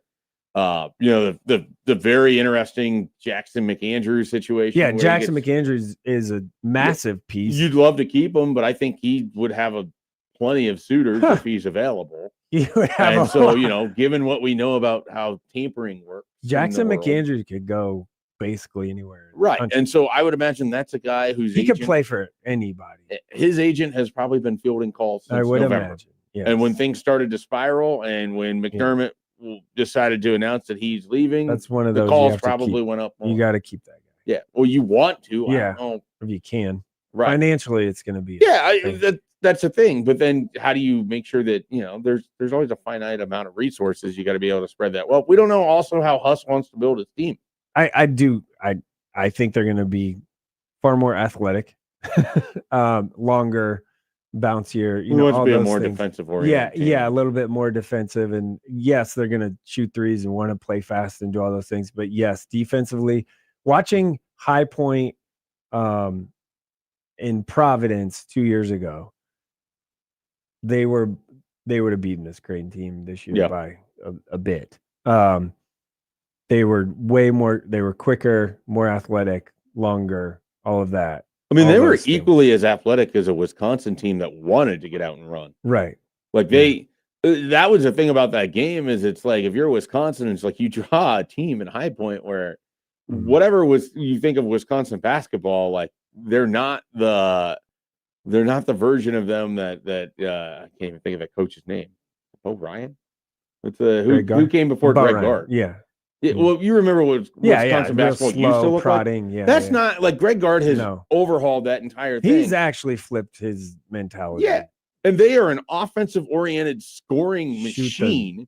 And they draw a High Point team that's like, oh, we can play that way. Yeah. You want to go that way? We'll go that way, and we can do it just as good as you. And that's what they won that game. And that's Huss. That's his makeup. Obviously, he was there, not this year, but I do think that's what it looks like going forward is probably longer, athletic, bouncier, fast. Well, Creighton still play fast, but outside of this year so much. But I think that's it. And the biggest key for them sitting at practices and all that is they need vocal leadership. Yeah. Like you could tell McDermott was so unhappy with the lack of leadership in a vocal, like in November, talking. Yes. Like I'm talking in practice and communicating on the court. There just was not, it was quiet.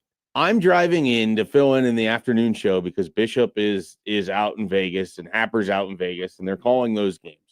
And, the show starts later because they're playing in the middle of the afternoon in this tournament. And Happer is talking to McDermott, and this is in November. And he's basically like pleading on air as if, there's anyone that's from his team that is listening. Like, if you haven't heard this message in the locker room, please say so. You haven't heard it from one of the other assistant coaches. If you need to hear it through the media, we need someone to show up and be vocal and lead this team. Like he's pleading for leadership in the middle of post-game presser in November. But you could tell that this was going to be a rough year for Creighton because of that. Their two main guys in that was like Jason Green and Ty Davis. Yeah. And I think Jason Green is probably more lead by example than he is like rah vocal. Speech guy. Yeah. I don't know him that well. He's quiet, kind of monotone, just quiet, from what I have gathered. Super individual, great person, great family, all that, everything. Plays hard and, like you said, put his body on the line this year for that team. He'd be commended for it. Yeah. But he's just not a vocal, that. They're going to find that because that's exactly what they need. You always go kind of opposite of what you were. They truly need that. They're going to find those pieces. It's just they just kind of they obviously missed in the portal with players. So it's one of those things where, and I've had this discussion with a couple of people in and around Creighton is they got players that put up great numbers from non-winning programs. That doesn't work. That doesn't work. If you don't have the pieces around them to help blend it together. Right. Like you can take guys from programs that aren't that successful, but you have to have something already built. They took too many. They can't be the ones that build it themselves. Yeah, they took too many of those type of players. So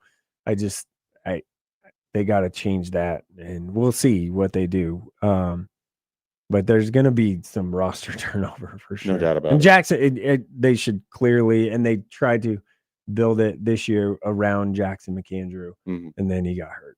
So, to be honest, if Jackson McAndrew plays this year for Creighton, they're not playing in the Crown. Well, maybe, but they might still be in the Crown, but they're not under 500. Yeah, they're definitely not 500.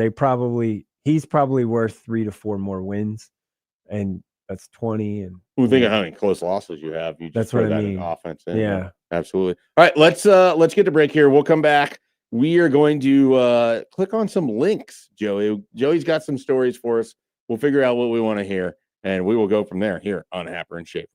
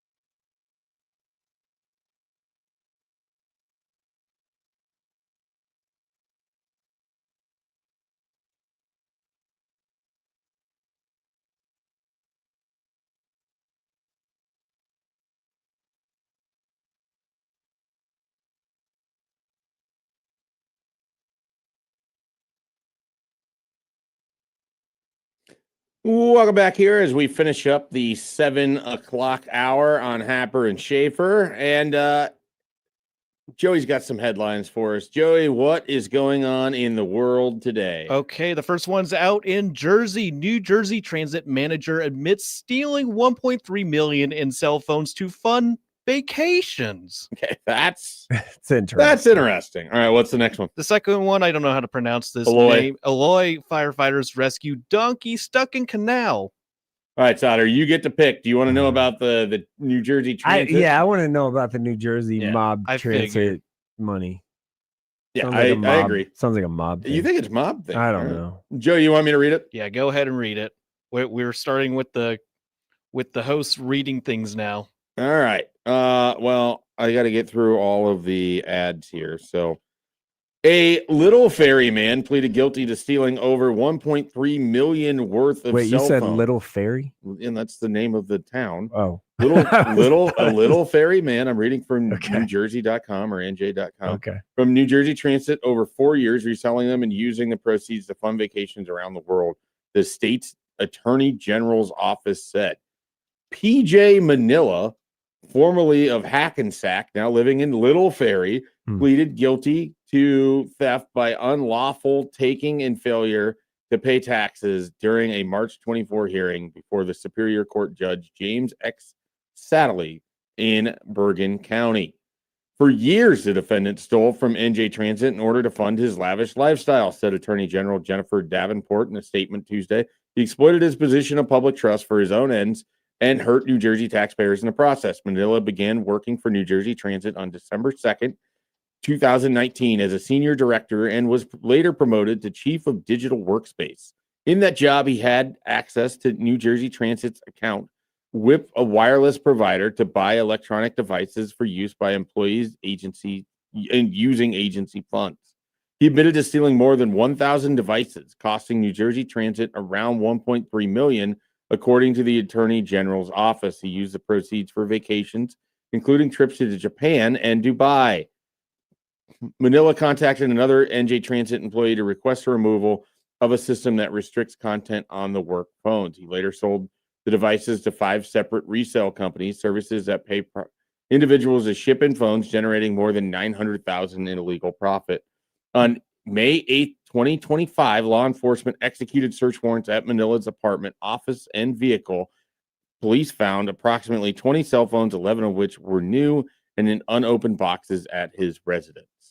My question is, why didn't PJ Manila go to Manila?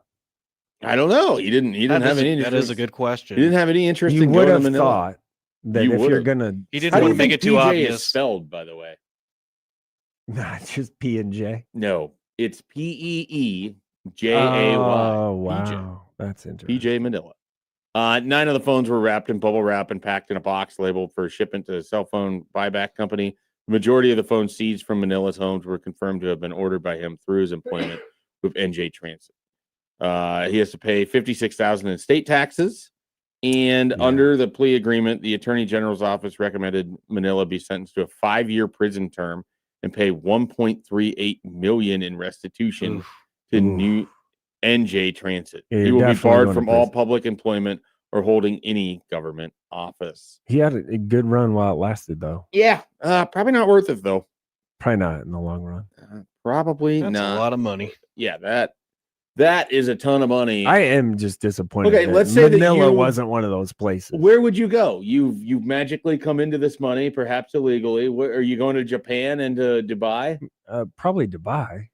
Dubai seems like a place you would go if you just have illicit money. I would just trek around Europe for That's fair. a couple weeks. I've always said if I won like the Powerball or whatever, like just came across a ton of money, I would buy a couple of different living quarters, if you will, not houses, but different places.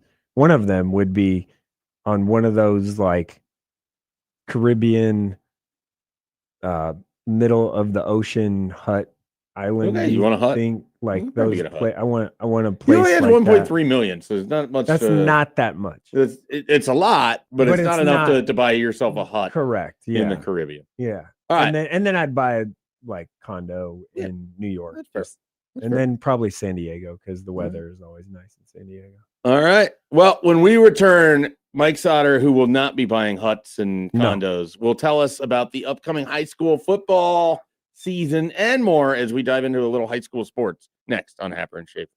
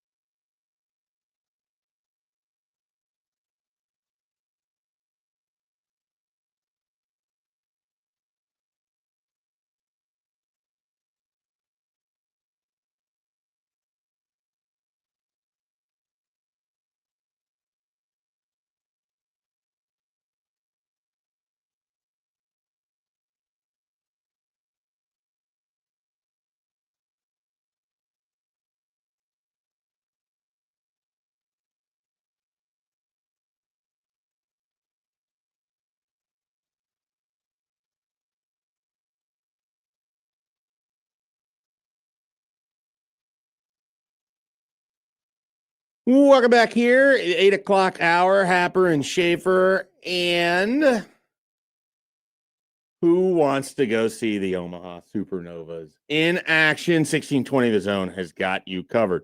Supernovas host the Dallas Pulse Sunday, April 12th, 4 p.m., CHI Health Center, downtown Omaha. Listen all week to Happer and Schaefer for a chance to win a 4-pack of tickets to the game. I've You been to a Supernovas Yeah. game? Yeah. You take the kids? Yeah, my kids love it. It's entertaining and Yeah. Hudson has gotten into volleyball lately. Like I don't know, like he and Shelby have just been like bumping, the ball back and forth. Very much likes it. I think we might have to look into doing this. Supernova. It's a great fan experience. I'll say that. It's fun. Yeah, I believe that. Yeah, it's fun. A lot of people there. All that. So volleyball seems like it'd be good for small kids because it's kind of fast paced. There's a lot going on. Not a lot of downtime. There isn't. So that Dwayne, DJ Dwayne is the the MC. So yeah, Dwayne, the guy that does the in-house MC stuff does a good job, obviously, and he is the in-house MC for the Supernovas as well. Okay, so gets the crowd into it and kind of fun and yeah, nice. All right, well, we'll have to look into that. If you are interested, though, of course, listen to Happer and Schaefer this week for your chance to win a 4-pack of tickets to the April 12th Sunday matchup against the Dallas Pulse. That is this Sunday. That is this Sunday. Yes, this Sunday. All right. So when Mike Sauter is in, this is a guy who knows all things high school sports. And so it'd be a little remiss if we didn't get some high school talk in here. I know we're months away from the football season, even more months away from the basketball season, which is his not so secret love. And so he'll know more about basketball with the AAU circuit and everything coming up. I'm sure he'll be at various tournaments in Des Moines and Kansas City and Council Bluffs and Omaha has them or wherever. But he'll have his basketball fix before he gets the chance to get his football fix. But either way, I just wanted to talk a little high school sports. I know you mentioned you're doing a lot with baseball and soccer at the moment, but I want you to kind of kick forward. And I guess I kind of want to kick forward by also going back a little bit. There was a lot of just general unhappiness with the high school football season this past year. Obviously, Millard South was just a league above everyone else. What was it kind of, as you're covering this, you're talking with coaches, you're talking with parents, you're talking with players, other people involved in it. Like, did you get that frustration sense almost immediately? Was it even before the season started that it felt anticlimactic as to where this was all going to go? Yeah, in June, like camps and stuff, and I run our 7-on-7 tournament in the middle of June. This year it's the 18th and 19th of June, and there was that vibe of it's these two teams, really Millard South. Yeah, and then West. I don't want to offend anybody here, but it was Millard South. Yeah, like the gap there was substantial. But it was like that was kind of the thing. It was like, okay, it's just these two, nobody else, and all this stuff. And then Papio South had a great year, and made it to the final, obviously, and played Millard South, and Millard South obviously won by a lot. And this was just a super dominant Millard South team. They were always going to be that way, I guess. I don't cover middle school stuff, but when they were in middle school, they were, the stuff, right? Like they were there's awesome. There's two elements to this. You have the guys that join the team as they've been established, but then someone like Jet Tamala has been playing with a lot of, like Isaac Jensen. They've been playing together for a long time. And Marion Jackson. So I think there's an element of it where it's like, oh, the transfers. Well, yes, there's that piece. There's of it. A couple, yeah. And Jet Tamala does not reside in the Millard neighborhood. Correct. So I want to be very clear about that's that. correct. But he did start his high school career at Millard South. Those guys have been playing together for a while before Nelson Wheeler and, everything else sort of comes together. Mm-hmm. All of that being said, like it reminded me in some ways of kind of like when Central was on their run with basketball. A little bit, yeah. Where it's like, all right, you have this really, really good team, and it kind of makes everything else feel like it's for naught. And yet at the same time, there's always that element of you that's like, okay, it's a really, really good team. What happens if they have the off night against the right team? Like, could that happen? Never happened for Millard South football last year. Yeah. I don't even know if they had an off game. They didn't. There was maybe an off quarter. Do you know what their margin of dry. victory was? It was a lot. I don't know the number. The average? Can look it up. You can talk. I'll look it up. Yeah. This year, looking ahead, it still does feel like it's probably like a West Side Millard South. Now, I will say this: Millard North has collected some talent. So, that's my one thing is like Millard South got all this like hate for transfers and all that. Well, like Millard North and Coach Burrell and I, like, we have a great relationship. He's a good dude, working hard, but he got a bunch of transfers this year too. So two quarterbacks he got. Torrey Pittman from Omaha Central is going to Millard North. Kylon Haney from Omaha Central is going to Millard North. Like, there's a couple others too. So they got these key pieces. No one's really talking about that, right? Like, no one's like, oh, well, they did this. And it's not, and that's not to be said. Obviously, like, Trey Taylor's going to Millard South. And is that done? Do we yeah, have, it's done. Trey Taylor and Taylor will be at done. Millard South. Yeah. And then, West Side too probably acquired a couple players and got a few players to transfer and all that stuff. It's just the way it's where we're at. We're never going back to neighborhood schools. So the people that talk about that, sorry, that's just not what we're never doing that anymore. Right. Well, I think some of it is Millard South was unfairly becomes the poster child of being the transfer school where other West Side has had players that didn't originate their careers at the start of West Side. Right. There's some school districts that are closed, like Elkhorn, it's different. Elkhorn's closed, Gretna closed. Right. But Millard is not. Bellevue West is not. Omaha West Side is not. Right. This all leads to a different sort of conversation too. What does it mean for OPS football? Because it's a struggle. It's not a good place. Well, it's your biggest community in the state, and your public school district. Did they have one team made the playoffs? Omaha North and Westview. Westview made it. Yeah. So okay. So yeah, Coach Ryan's done a good job at Westview. Yeah. And obviously, Omaha North has been. Larry Martin. Like, as long as Larry Martin's a coach there, they're gonna be good. But it's gone are the days where you would be talking about multiple really good teams out of OPS, and it feels like all of the talent has largely kind of that all goes back to the neighborhood school. COVID. Like, went back to that decision. Still paying for that. Yeah. When they decided to punt on the fall sports season, when everyone else around them played that season, it set them back. I said at the time it was going to set them back a decade at least, and that's where we're at.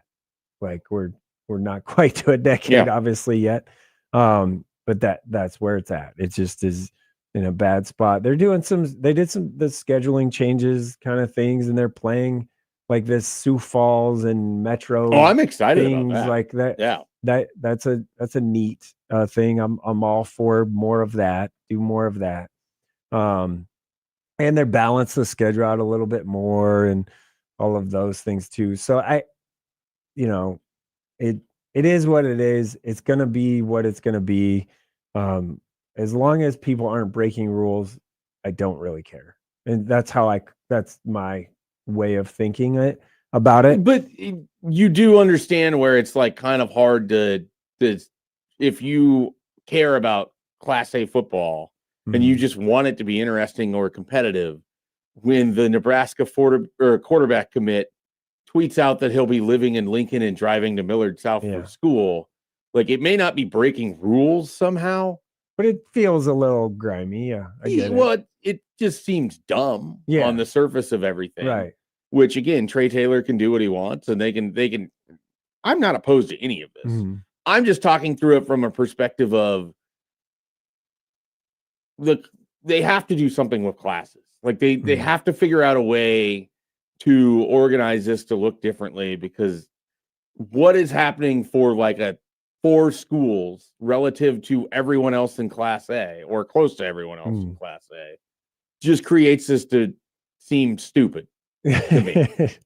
And I don't know how you legislate it exactly. It's very That's the much so, problem. it very much so feels like haves and have-nots. Yeah. Which is sports. Like, yeah. that's not unusual. Yeah. But to this degree, and when you go through and just to read off what it looked like last year for Millard South, they did lose. Nobody remembers this. They lost Arborview 49-7. Arborview, I believe, is in Nevada. So they what was that? 2 years ago. Is it 2 years ago? Uh-huh. What am I looking at here? Pretty sure that was 2 years This ago. is 25-26. Oh, well, that's 25. Yeah, so they lost in August 29th to Arborview is what it shows. I don't know. I could be wrong. When they played, they lost because they had to forfeit that game. Okay. That's right. Well, they still have to score from it. That's all right. Before the forfeit. Anyways, Millard West 65-0, Kearney 72-0, Millard North 70-7. None of those are OPS schools, by the way. Lincoln Southeast 77-0. Papillion La Vista 58-3. Lincoln High forfeit win 1-0. North Platte 84-0. Benson 63-0. Westview 45-3. Elkhorn South 48-3. Omaha Westside 62-21. Papillion La Vista South in the championship game 49-0. Like, yeah. They're also this. You got to look at it like this too. That group of players were fantastic, and it was almost like it's a once in a golden generation. Yeah, like a sure. Once in a 25-year whatever thing. So to have that group together, so that is also a part of it. They got scored on in 5 games. Yeah. And some of that was probably maybe their JV playing. Yeah. In like a fourth quarter or something. So I look at it from all perspectives.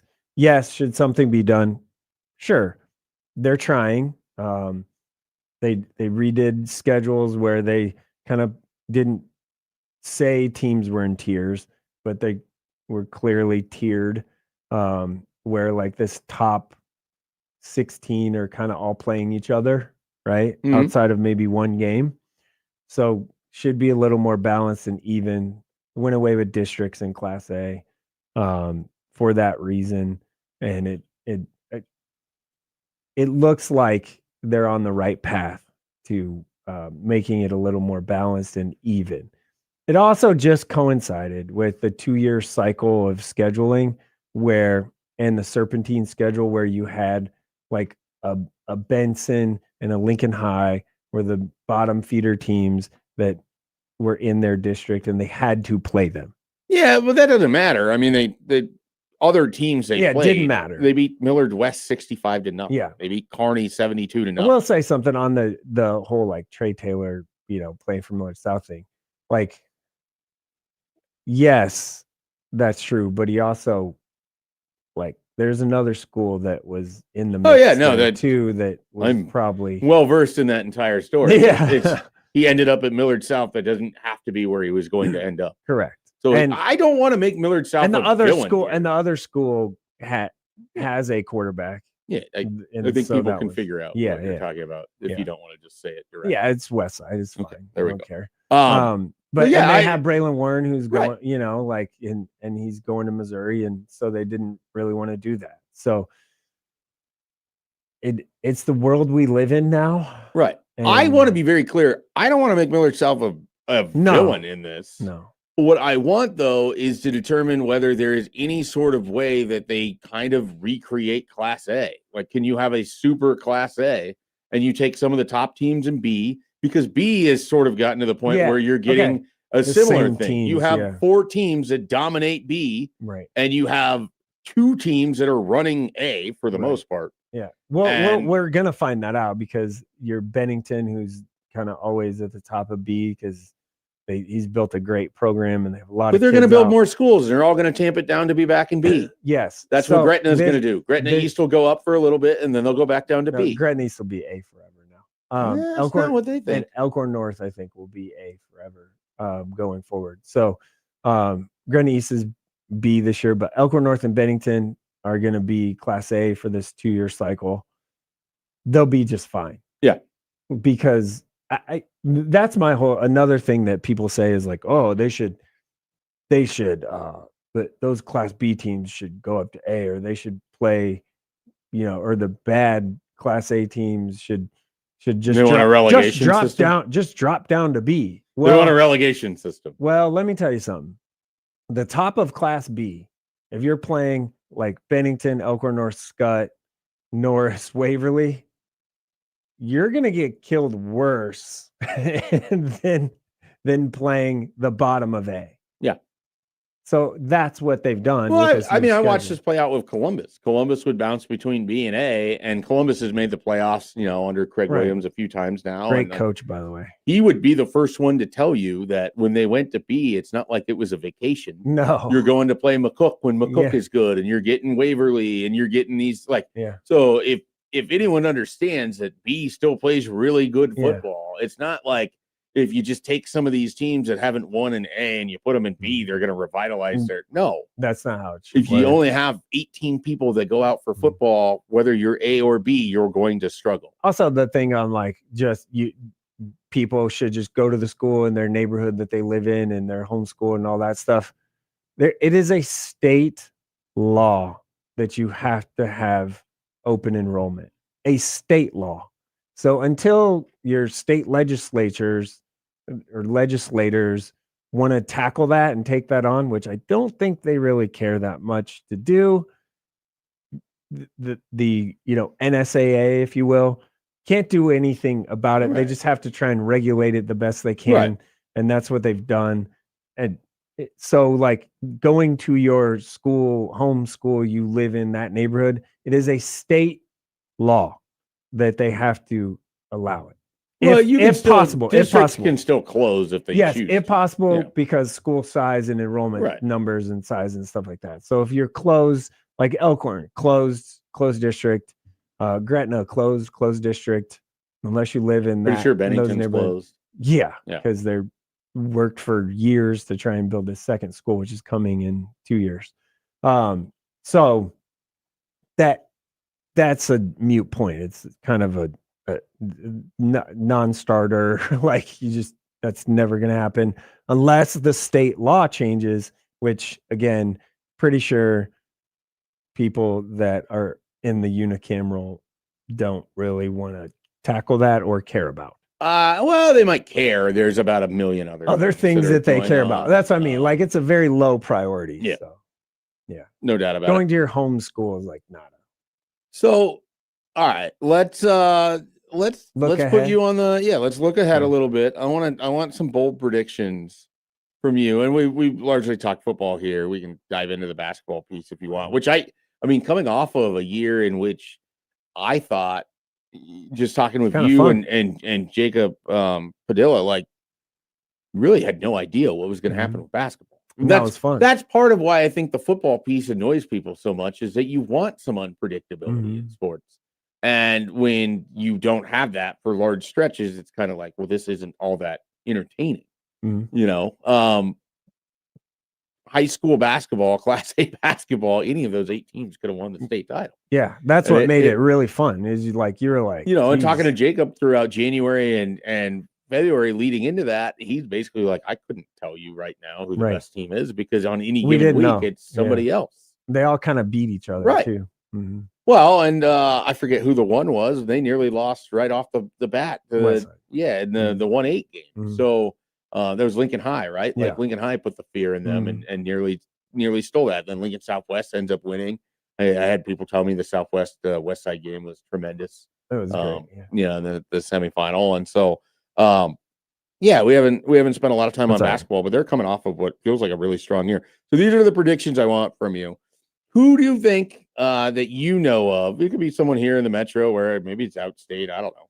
Who's the next household sort of name? And what I mean by that is people knew of Christian Jones. They knew, there's the element of where you get the recruiting, where they're a good player, where you get, you know what I'm talking about. Do you have somebody here? I will say, I think I think this person is Probably going to be a soon-to-be junior or soon-to-be sophomore. I think right? it's soon to be senior that Ooh. isn't talked about enough. Rising senior, if you will, that is not talked about enough, and is a fantastic player. Is Bryce Vignes from Papio High? Okay. Playing with us, he's an interior lineman, and that's probably why we don't talk about him as much, or he's going to be when he gets to college. He's great. Okay. And he has great feet, great footwork, strong, like probably going to be a guard. Yeah. Isn't talked about as a play basketball, can dunk basketball easily, all those things. He's a guy that's like way too under the radar for me. I think he's really good. Justin Parrish is another guy in that group. Needs to probably get some toughness, whatever. He's at Westside. He's a tackle like KU offered. Mhm. Again, not a lot. Need maybe a little more buzz. That's more like you walk in the room, you see him, you're like, whoa, need to see that guy because he's like 6'6" and probably 280. Micah Santiago is one that Florida State was his first offer. He actually transferred to Westside from Bellevue West. So that's another guy. He's a sophomore. Super strong. That like more of a squatty build, if you will. Mhm. But he's a guy that is probably gonna, obviously gonna be a name to watch. I think he just visited K-State over the weekend. Micah Santiago. Santiago, Yeah, yeah. he's 24/7 Sports says number one player for Nebraska. It feels right. Yeah. Yeah. Yeah, he's already in the top 247. So Yeah. yeah, I mean he's a name that you had pointed out to me, I think, before I went to He'll a be a Bellevue West defensive game last. lineman. He'll be Yeah. a defensive lineman or could be an interior offensive. Currently a sophomore, 2028 class. Yeah. Big, strong kid. Needs the weight room, as the Right. baby fat, as he grows and matures physically, will be interested to see what works for him. He's got those long locks. Yeah, about shoulder. Yeah. Yeah.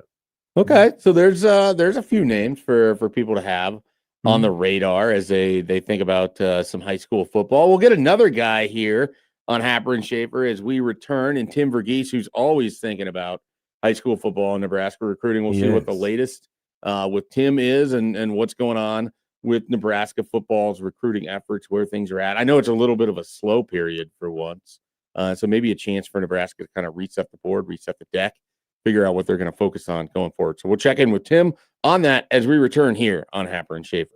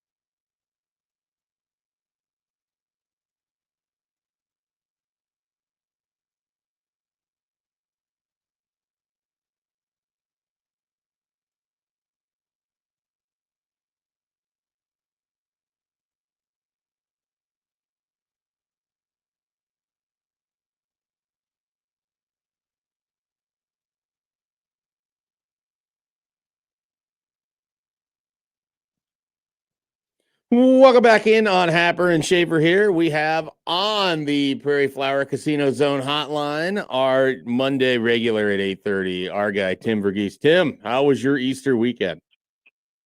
It was good. It was good. Relaxing. Kind of getting out of spring and it took a little quiet weekend. Did you go anywhere? Did you travel? Did you do anything? No, I just stayed. I'm traveling this weekend, so I decided to kind of stay closer to home this weekend. Very fair. Very fair. One last Easter follow-up. Are you an Easter candy guy? Is there anything that comes around this time of year that maybe you don't get any other time as it relates to candy? Ooh. When I was a kid, like a kid, I was a Peeps kid. Okay. Around this time. But I quickly got over that. Like by middle school. Did you get shamed out of being a Peeps guy? Was the anti-Peeps community just mean? It wasn't like, when you're around a bunch of kids, like all the kids love it, but like Sugar. For me, it was just like, I don't like sweet, like super sweet stuff. And for me, it was like, it was good every now and then, but it literally, I think I remember hitting like 5th or 6th grade and being like, this year is just not hitting. And I never picked another one back up. You quit Peeps cold turkey, huh? That's impressive. It's like the soft. It is Peeps. They're a weird texture. It's a weird. Like I don't hate them, and I could eat one if someone gave it to me, but it's not anything I ever seek out. No, they're just there. All right. Well, speaking of seeking things out, Nebraska's seeking out solutions to its roster continually through recruiting. What do you think? Like Nebraska's kind of doing in this sort of period of time between. They had their big sort of spring push where you have a bunch of guys come through and you have your spring practices.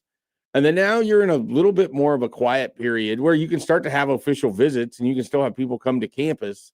But this sort of feels like the opportunity for Nebraska to reassess where things are at. What do you think the focus is on during this sort of early period in April before we start to see more visitors and everything else again in May? Reassess is a good way to put it. Just coming out of the spring, I think for Nebraska, they're at in a few positions. I think offensive line. I think defensive back. I would even say wide receivers to some extent, where they have some options. They've set themselves up well with some of these options in the month of March, and so now it's resetting the board at some of those positions where you kind of figure out, okay, who do you want to really go in on? Who do you want to make sure you're lining up official visits with. For some of these guys, I mean, we just saw it over the weekend. Brandon Lockley Jr., four-star linebacker target. He's going to announce his commitment later this month and potentially skip official visits, even though he's got 4 set. So there's some of that as well. It's resetting the board, trying to figure out who do you really prioritize here in this push through official visit season. Who do you maybe need to check back in on? Who do you need to ramp up on? I know the coaches are going to hit the road here soon. To go evaluate some younger prospects, but also check in on some 27 targets and make sure they're well positioned for the guys you want to land in June. And then there's some other positions. I think about the edge board. I think about the linebacker board to some extent, just because of with Lockley's decision and some questions with some other targets on the board. Do you maybe expand the board? Do you maybe kind of dive back in on the film, figure out if there's anybody you've missed? I mean, these are two at both linebacker and edge. Relatively new. You have Rob Orich working with the linebackers and doing some evals, and he's been the one delivering you linebacker offers, even if it's Rob Dvorak that's handling communication. And then at edge, you have a new assistant in Roy Manning. So I think those two positions, plus to some extent the D-line, I actually think Corey Brown has done a really good job for himself, setting himself up well with some targets where he's got some options heading into official visit season. But I think all of those guys have a little work to do here in these next few weeks of maybe adding some more names to the board, maybe figuring out exactly what it is they want to add. And then I think really this next month is I think hammering across the coaching staff from the GM down, is hammering out numbers, hammering out, okay, how many guys do we want to add? And 2, do we have the money and for the guys we want to add at these positions? And maybe what do we need to shift and adjust? It's all of these. It doesn't matter what position. I think if you were to ask Nebraska within a vacuum, they'd maybe like to take 5-6 plus offensive linemen, but do they have the money for the 5-6 offensive linemen they want? If they are to take 5 to 6, like that's going to be a question they're going to have to figure out. DB board, same thing. They've got plenty of options at DB, but ultimately, are they going to take more than 3 or 4? I don't know if they can, just from a pure financial sense. There's does it even make a whole lot of sense to get more than 3 or 4 this cycle? So that's where things are at over these next few weeks. I want to ask you about a guy that's local here out of Ashland Greenwood and Barrett Cottrell. This is kind of fascinating to me because I guess when he initially got offered, I thought this would go really quick. It feels like Nebraska is kind of the favorite here. What do you think about this recruitment so far? What do you think about Barrett Cottrell, as an interior offensive line target? When you're talking about offensive linemen and Nebraska, how many they want to take, if you get a guy like this, chances are you probably don't have to invest the same NIL money that you would if you're trying to also land an Albert Simeon or a Kennedy Brown or a Jordan Agbanoma or any of those other ones. So it seems like he could be pretty valuable in several ways, because it also seems like they really like Barrett Cottrell. This isn't just like we're going to take an in-state guy. Oh yeah, no, I think Deep Wade really likes this guy. I mean, I think he likes the tape. He's a guy who likes to get his linemen on the move. The first things he's really shown these guys in film room has been a lot of the outside zone stuff they did at Georgia Tech, and just, I mean, there's an emphasis on being athletic up front, and Cottrell, who's a multi-sport athlete who has a pretty good frame, who I think, and has a higher floor than I think people realize, is a prospect I think the staff is pretty excited about, and one that, but I would say that, when we talk from an NIL standpoint and things like that, I think you look at Cottrell and Matt Erickson, the two kind of in-state legacy guys this cycle, as kind of the floor of this class. I think I've said this to you before, Mike, but like, these are the guys you kind of, okay, you land these two and then you can build up from there. Like you mentioned, relatively from an NIL standpoint, these two won't cost as much, but these are two guys the staff does like. That said, compared to guys like Barrett Cottrell, Tyler Kuhn, I would say Jordan Agbanoma, Albert Simeon, compared to some of these guys higher on the board, they're not the same plug-and-play level talent. I think it's Jordan Agbanoma and Albert Simeon, Kennedy Brown, so on and so forth. The guys they have at the very top of the offensive line board are potentially capable of working into the rotation, maybe even starting as freshmen. And Nebraska is in a position where, with the room they have now, with what they're going to be going into 2027, they're probably going to need to add at least one instant impact guy or two from this class along the offensive line. So I think you view these guys, if you're going to add, again, like a group of 5 to 6, if this is the floor, you feel good about what you're capable to do as you start to build up, if you're able to land these two. That said, I don't think it's open and shut, like you mentioned. He was at Iowa this past weekend.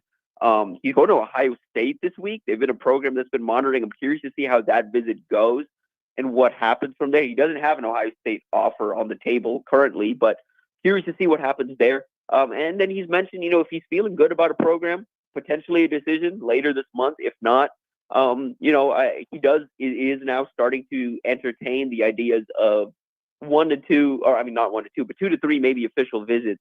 Something that even a few weeks ago wasn't really considering. This recruitment's gotten hot in this off season, between Nebraska's push, between Iowa's push. I think Kansas State still involved to some extent. So I'm going to be curious to see kind of where his head's at coming out of this Ohio State visit, if he's ready to make a decision. And I'll say this on Nebraska's end. Nebraska would love to have him. I know they have options, but it would really sting if they were to lose him to Iowa.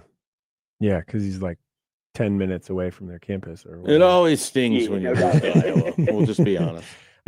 Tim, my question is this: is the abolishment, if you will, of the spring portal window, whereas how much does that hurt Nebraska, or does it maybe help them and just be like, okay, we're rolling with our guys. These are our guys. This is what we got to do.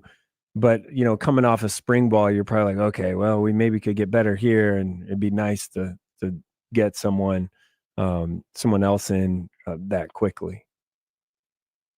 Yeah, I think it's a double-edged sword, because you could look at it both ways, and I think for this staff too, I think they would prefer not to have it. I think they're happy you just rolling with the guys and getting all this time with the guys, for the first time in maybe a couple of years now. Coming out of January, the team that's set, that's the team. I mean, there's going to be 3 guys. A couple of guys more than that, but 3 scholarship guys joining the program here in the summer. Of that group, I think you have one of those, Dylan Berriman, who's truly, I think, capable of contributing in year one. So this is the team, and they have some time to kind of build up this chemistry, build up this roster. But yeah, at the same time, I mean, coming out of spring, I'm sure the staff would like another shot to maybe evaluate what's out there at defensive line, or maybe out there at edge. But it's the double-edged sword of you come out of spring, you've gotten to know this team, you've developed some of these guys, you've realized, oh, I mean, we came out of the spring like, oh, look, Nebraska's got something, some depth in the running back room, maybe more so than they expected. Oh, look at the wide receiver room. Like, yeah, there's Isaiah and Quasi and Jacory, but behind them, it's Quinn Clark and all these different guys. And the risk of a second spring window, or the risk of a spring window, is those guys show out in spring, and all of a sudden it's, oh, Quinn Clark has an opportunity to go start somewhere versus, maybe working behind in the rotation at Nebraska. Or it's, oh, Nebraska felt good about the secondary depth, but, oh, look, Jeremiah Charles has gotten an opportunity to go start somewhere versus, battling for the job in fall camp. And so there's a double-edged sword of, it could kill your depth, and you never really know what the portal could bring. I know the staff does a good job of retaining relatively, but you never know what's out there on one end. And I think on the other end of it, though, of course, like, sure, they'd like to get better, but at the end of the day, with what I think would be out there hypothetically in the spring portal,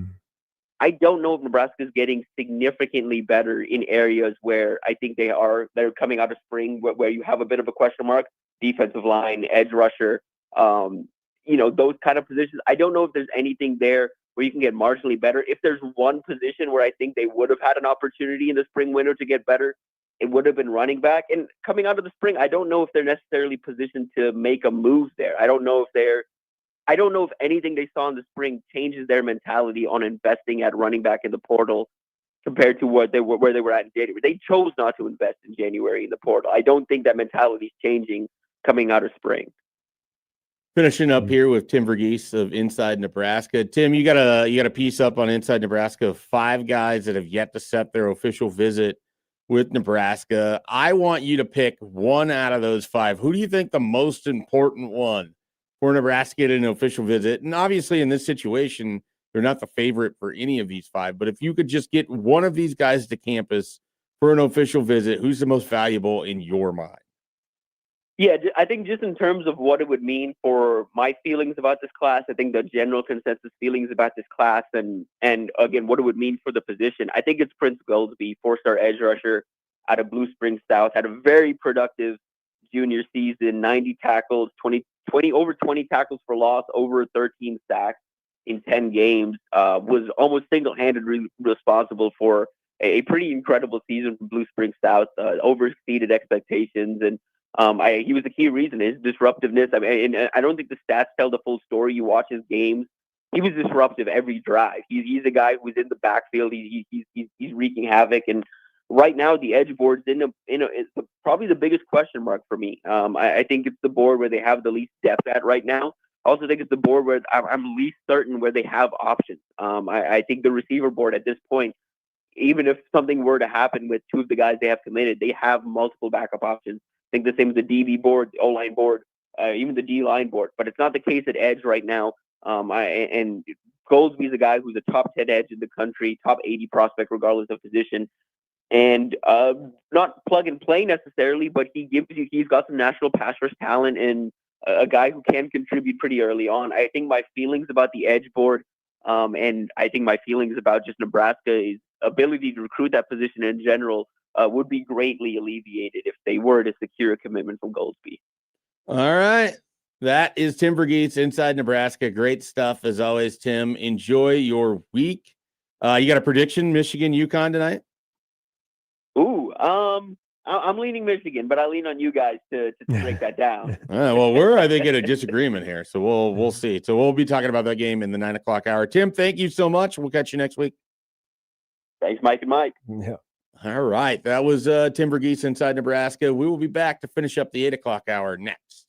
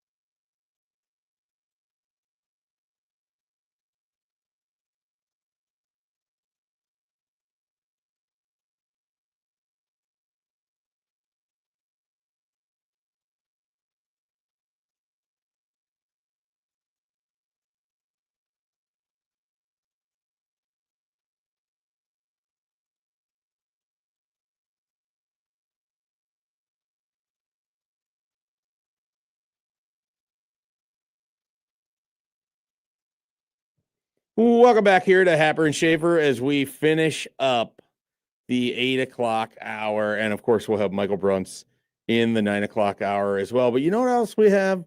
We have a chance for you to enjoy Nate Bargatze as he will be here in the Metro this month. The Big Dumb Eyes World Tour stops on April 25th at the CHI Health Center.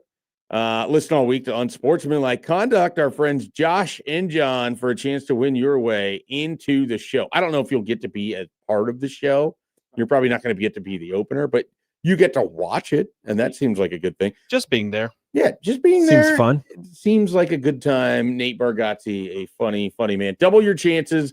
Enter online at 1620thezone.com for another chance to win. So listen on Sportsmanlike Conduct. Double your chances online, 1620thezone.com. Nate Bargatze, April 25th. All right, Mike. I mostly done a pretty good job of not, making you sad or letting you feel sad. Right. But here you get to show the range of your emotions. And for the next 4 minutes, you can talk about the New York Jets. That's great. I like talking about the Jets. The reason that we're going to be talking about the New York Jets is because the Buffalo Sabres, a hockey team, for those that are unaware, made the playoffs. And what does that have to do with the New York Jets, which is not that close to Buffalo? Actually, it's this longest active playoff drought in North American sports belongs to the Jets. Jets. Yes, they do. Congratulations. It's true. You have won something. Yeah, You get a prize. I don't even know if we're going to touch the playoffs this year. That's my thing. So I feel confident you're not. And how much longer you're going to suffer this pain? I'm okay with it. Like I've just kind of You just lived with the pain. You Yeah. were describing in the break how much pain you live with. Yeah, I because do. Your body's Different just breaking little down. pain. getting old and that. But hey, I'm a New York Jets fan. I'm a diehard New York Jets fan. It is what it is. It's the only team that I say we about when referencing a team. You got like one of those Wayne Corbett throw pillows or whatever. I do not. Wayne Corbett. You have Rex Ryan's book. I do have Rex Probably Ryan's autographed. book. I read Rex An Ryan's inscription book. from Rex Ryan to you. I read Rex Ryan's book. Yes, I have like 5 times. I have framed photos of MetLife Stadium and the Jets, like the big pano frame. I have that. I got that as a Christmas gift, I believe. I do have. You have a Fireman Ed helmet. I do not. I have a Curtis Martin starting lineup, but the plush one. Okay. Yeah. It's pretty tall, actually. Man, when I was a kid, getting some of those starting lineup figures. It's like a foot tall. Oh, okay. So, and I do have that at my home on my, like the backdrop thing for on when your I have mantle. to do. Yeah. No, it's a bookshelf, but I have a little Jets area and that's there. I have Breece Hall rookie card. Okay. Probably Going down in value a little bit. I love Breece Hall. My guy. Do they love Breece Hall? I don't know. I don't think so. They didn't pay him, so probably not. Yeah. Here's my thing with the Jets, though. If you have that number two pick, and you're really like not sure if Arvell Reese is actually a pass rusher or not, and you're not sure if David Bailey is worth the number 2 pick, and it doesn't sound like anyone wants to trade up to get anyone or those, those 2 guys, particularly Arvell Reese, which I always love the Jets to trade down and collect more picks because you're a big trade down guy. Well, you need more players. Yeah, sometimes, but you know what you need? You need to hit on those picks. That's true too. Kwesi loved to trade down. It didn't mean that it worked for the Vikings. This is what I think could be a weird, not weird, kind of a coup, if you will, at least for 1 year. Jeremiah Love's really good. And you didn't pay Breece Hall. You didn't extend him. You just have him for this 1 year, right? You get 1 year of Breece Hall. You're probably going to trade him at the deadline. Yeah. Do you take Jeremiah Love as your next running back? At number 2 pick? Is he worth a number 2 pick at running back? That's kind of like, That's potential. You could. Like Okay. Ashton Genty was 6th last year, Right. and everyone still thinks he's pretty good. Right. But Jeremiah Love's different. He's better than him. So this has nothing to do with the playoff drought. You like how I just pivoted off of that? No, you're fine. We weren't going to spend that much time. But- Real quickly, we got a minute left here. Would you trade 1, 2, your second round picks to the 33rd pick, your 4th round pick, the 103rd pick to move up one spot to draft Mendoza? Would you trade that much for Mendoza? Yeah, that's not okay. Much. All right. Well, I mean, He's that's built for New York. That's the ESPN. That's ESPN's projected trade. Now, would you trade this to go back to the 4th pick?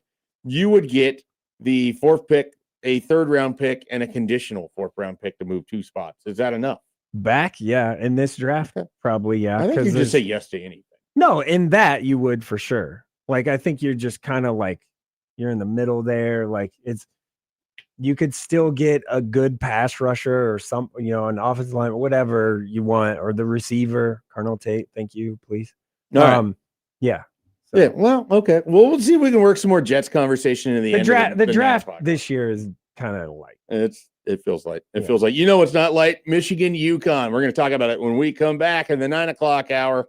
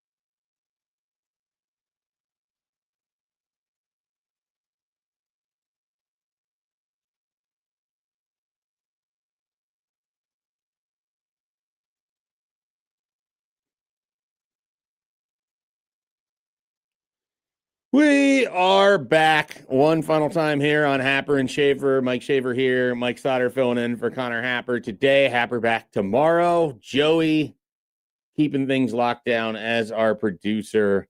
And we are going to talk a little Michigan UConn. We talked about it earlier. Stoddard has been talking throughout the show about how he's going to leave here and drive over to the boats and put a big bet down No, I didn't. on Dan Hurley and UConn.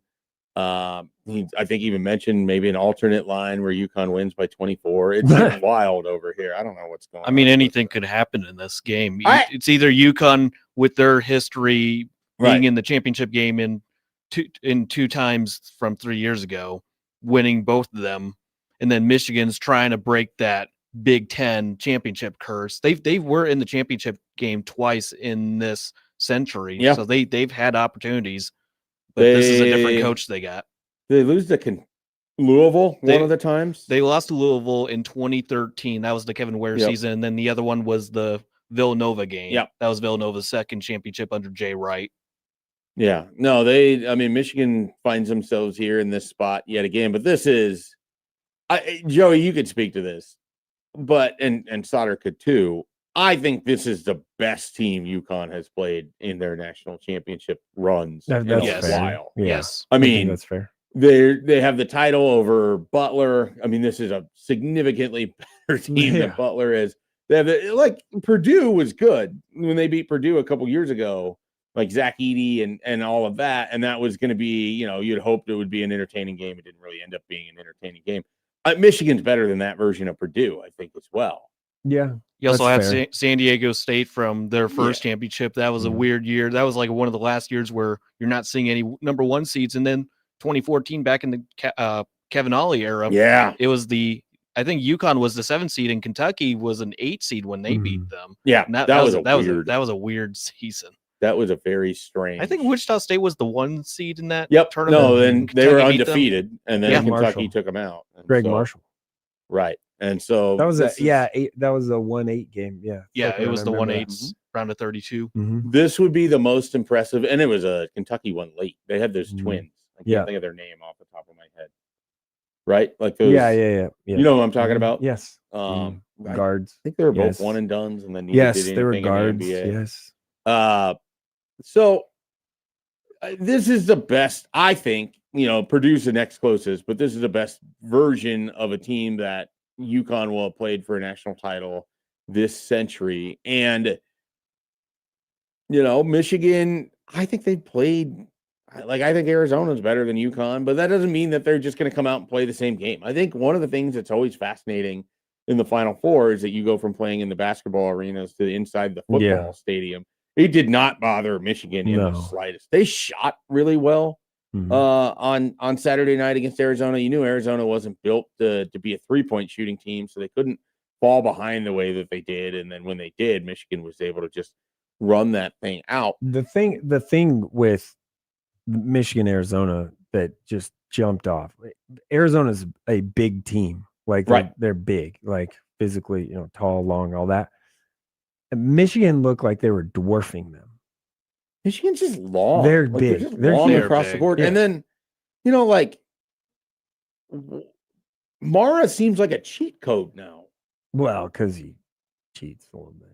Well, I don't know. if He's How Mara. you cheat when you grow. Mara is super physical, takes some cheap shot stuff. That's what I mean by that. Oh, okay. Well, yeah. I mean, He's not like a cheater. I'm not saying that, but he's a little chippy, and that's Right. a little. You know what's weird? Like, I don't really remember him at UCLA at all. No, I They do. came to Lincoln. They played Nebraska in a very ugly rock fight Mhm. game that, when Mick Cronin has been in Pinnacle Bank Arena Yeah. twice, it's been just a house of horrors for Mhm. offense. But I don't really remember him at UCLA that much. And then, He didn't play a ton. right, he started 9 games out of the 51 that it looks like or 61 that he would have been at UCLA for. And then I don't even really he played, and I remember him Mhm. playing, and he had a couple lob catch. He was 4 for 4 in the game Because against he's Nebraska, but 19 feet tall. for how short Nebraska played that Yeah. game, like how small they were, you would have thought that he would have had a much bigger impact on that game than he did. And they they did a pretty good job not allowing that to happen. I think some of it too is just Mick Cronin. Like, you got to be a certain kind of guy to play for him. And that, I don't think he was, but built for that or fit for that. So he averaged 12 and 7 with nearly 3 assists a game in the regular season. Pretty good. Then you get to conference tournament play, and this is what it looks like. 17 against Ohio State, 16 against Wisconsin, he had 7 rebounds, 8 rebounds, 5 blocks against Wisconsin in that win, 14 against Purdue, so pretty good there. And then 19 against Howard, 16 against St. Louis, dips a little bit, 8 against Alabama and 11 against Tennessee, so it feels like it drops off. He went for 26 and 9 just dominated against Arizona. Like, he was outstanding in that game. And it just feels like when they want to get him the ball, they can. And when he wants to score, he can. He's got pretty good touch too for the big. He's 3 of 10 from 3 too this year. Yeah, that he took one at the end of the shot clock, I saw that. and I was like, that wasn't a bad shot at all. No, confident. Yeah. Right. He was pretty confident in it. His biggest thing, obviously, is being a shot blocker, which he ranks 6th in the country in block shot percentage. 67% from the field goal has to be that has to be one of the best in the country. 43rd. Really? Yeah. What's the minimum on this? I don't know, but he's 43rd. That seems low. It's 68.3 actually. Well, is the number that KennethPomeroy.com is telling Well, me. maybe they're not updated. So this is updated. Yeah, well, he does it after every game. That's an argue against the stats I'm looking at. That's fine. The biggest key for this game tonight is the injuries. So you have Yaxel Lendenborg, obviously the MCL sprain thing in the ankle, and Solo Ball was walking around with a boot on his foot. Right. So those are two pretty very important players. Very important players. Michigan didn't miss Yaxel at all, which is just insane. That's because they're just super deep. Merez Johnson's really good too. Didn't he also get in foul trouble early in the game? Yeah, he got 2 fouls in the first right play. away. Yeah, and they still played him. But the biggest thing, and Nebraska fans know this if you remember watching the Michigan game or if you were there or whatever, but Trey McKinney has been fantastic. And his jump off was kind of the Nebraska game. So he's been great, and Elliot Cadeau has been really good too. But he wasn't even good against Arizona, and he affected that game in so many ways. He wasn't, and that's kind of one of those things where you also a key here is Terrace Reed played at Michigan when when Dusty May got the job, they moved on from him, or he moved on. However you want to say it. And obviously found a pretty good spot at UConn, and he's been a monster. I mean, he's huge, right? 6'11", 260 probably, 75. Bigger than that. I mean, he's listed at 265. I would bet he's closer to 280. Yeah, I mean, he's huge. And it's not like it's not long, skinny. He's wide, strong. Just a big body, tough big, to move huge him guy. around. So, can Mara...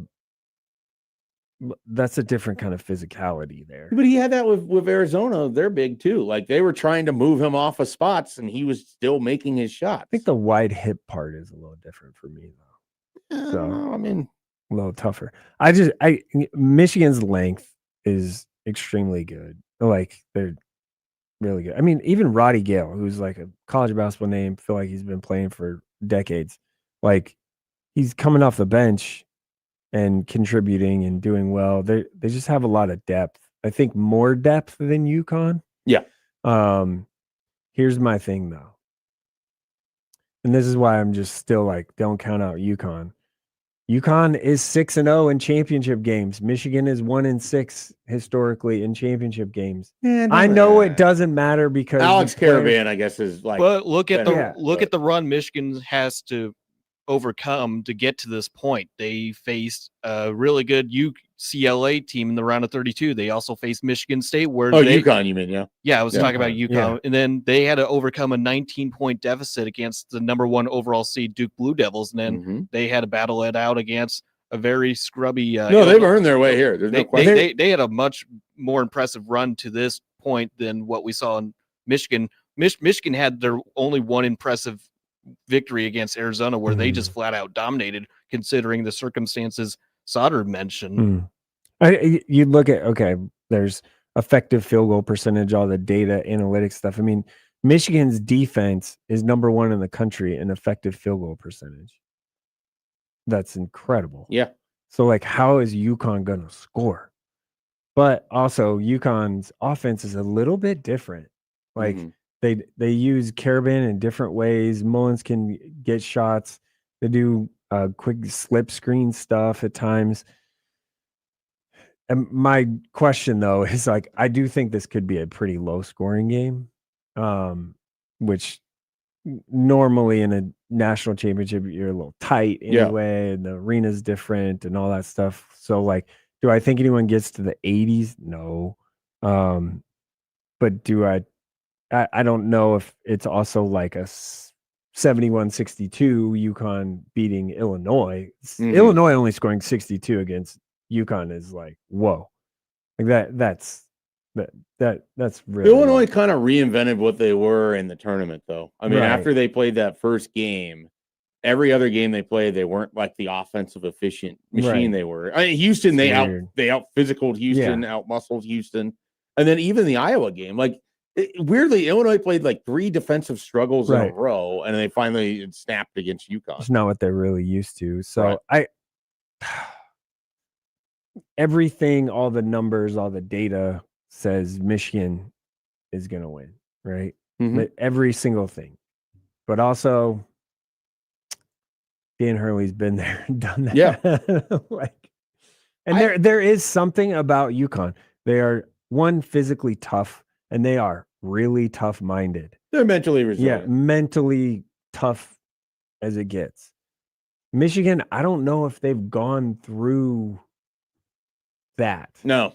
You know what I'm saying? Like, well, there's something to be said. These teams have played in very different styles, in which UConn has won a lot of games close and late because they haven't put teams they away. Need to, yeah. Well, it's not even so much that they need to. And the comeback win was incredible. Right. They haven't dominated teams in the way that Michigan has. So UConn is going to be very comfortable if this is a scrappy, close game, where Michigan has played in some close games. Obviously, Nebraska. Yeah. They lost close to Wisconsin. They had to come back to Penn State. Came Ohio back State. And beat. They actually were down, if you remember, at Northwestern. They were down and came back late and won by like 12 or 15. Right. And so they're used to kind of pulling away at the they're used to pulling away at the end of games. If it gets to a 2 or 3 possession game at the under 4 timeout, UConn has to feel pretty good because they played in a lot of those. Michigan has played in less of them. I will say this, though. So much of this game, to me, hinges on if UConn can make 3-pointers. Oh, yeah. Because if they can't, and they've only had, it looks like they had 1 game out of their last 4 in the tournament where they shot over 40% from 3, which is really good. A lot in the 30s. They shot terrible against Illinois.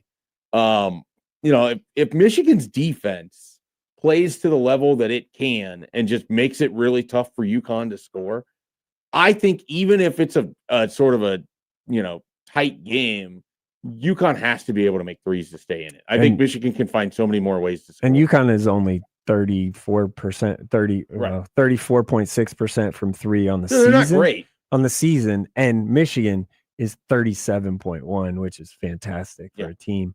So like it's and also Michigan's defense is 30.5% from 3. So if split that in half, that's 32%.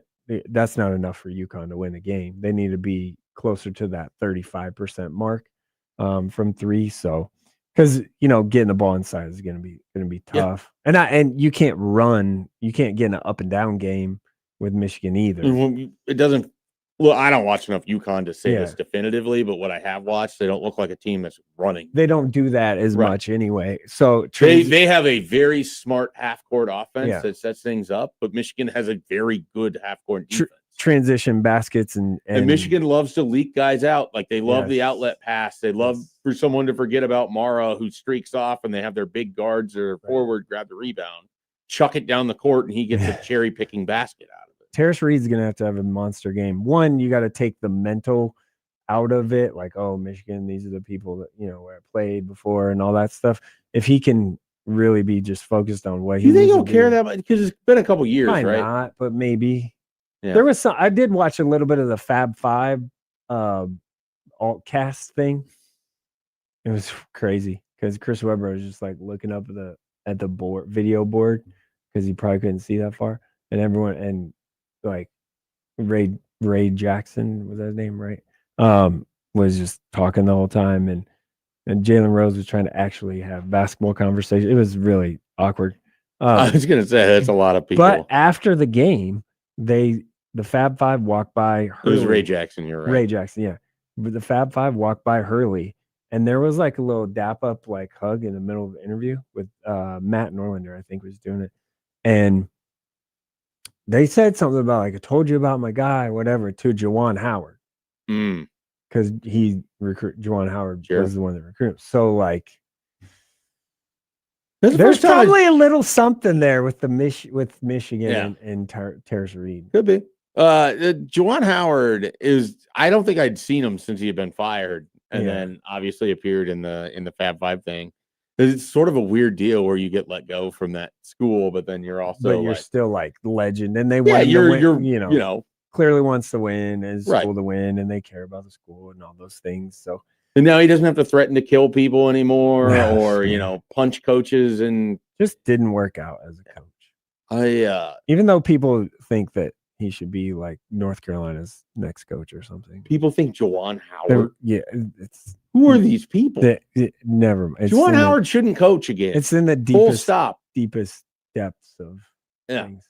Or no, that was Jerry Stackhouse. My fault. Oh. Jerry Stackhouse should be the North Carolina. Draymond Green said Jerry Stackhouse should get a shot at the North Carolina job because that worked out at Vanderbilt. Does Draymond want the Michigan State job when Izzo moves on? That would be wild. I don't want any. But Draymond, I want Draymond to go away.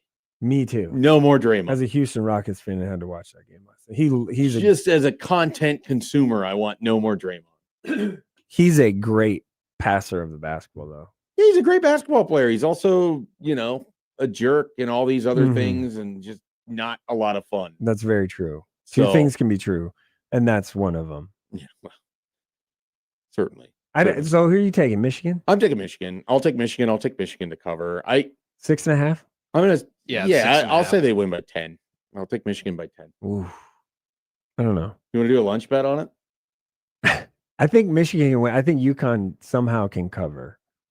Yeah. I don't know why. It's just a gut feeling. I don't have a lot of confidence in it. Okay, so the line is at 6.5. I think by 10. What if I give you a 1.5 and we put it at 8? I'll take UConn at 8. Okay. Yeah. Lunch bet? Sure. All right. 8. All right. Piling up my lunch bets over there. I think Happer and I had one on UConn, Illinois that I owe him, so I need to win one of them. I do think Michigan, obviously, is the better team, can win all those things. There's just a gut feeling in me that just, I don't know. Yeah, I just think Michigan to beat Michigan, though, you have to hit threes. Yeah. Like you have to hit threes. And I don't know that I think UConn can do that. And maybe they can. Maybe they'll come out and they'll rip the nets and everything else. But there's also an element of UConn, or not UConn, but Michigan that just feels like team of destiny-ish. Right. To me. They've like been just amazing all year. They've been the number one team. Like they've been the best team and all that stuff the whole year. And they, built a great roster. My question is like, so Yaxel's gonna guard Karaban, right? Mm-hmm. Like you would think, and that doesn't really bother you with the knee injury because Karaban isn't a driver to the basket; he's just a shooter. But they do run him off some screens. Yeah, he's a shooter. He can go inside a little bit. I mean, he's good enough passer. Right. Too. Mullins is gonna have to have a good game. Feels like Mullins has to have a good game. It feels like they need solo ball to play. He'll play. But someone told me that he's effective. Someone.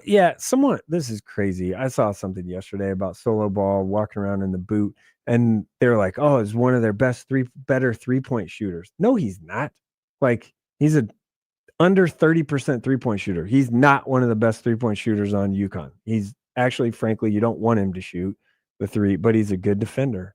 He's not an efficient player. No, but he's a good defender. A horribly inefficient player, but he does things well enough. He's a great free throw shooter, so you want him at the end of games. Turns it over. He doesn't turn it over that much. Only 1.2 times a game.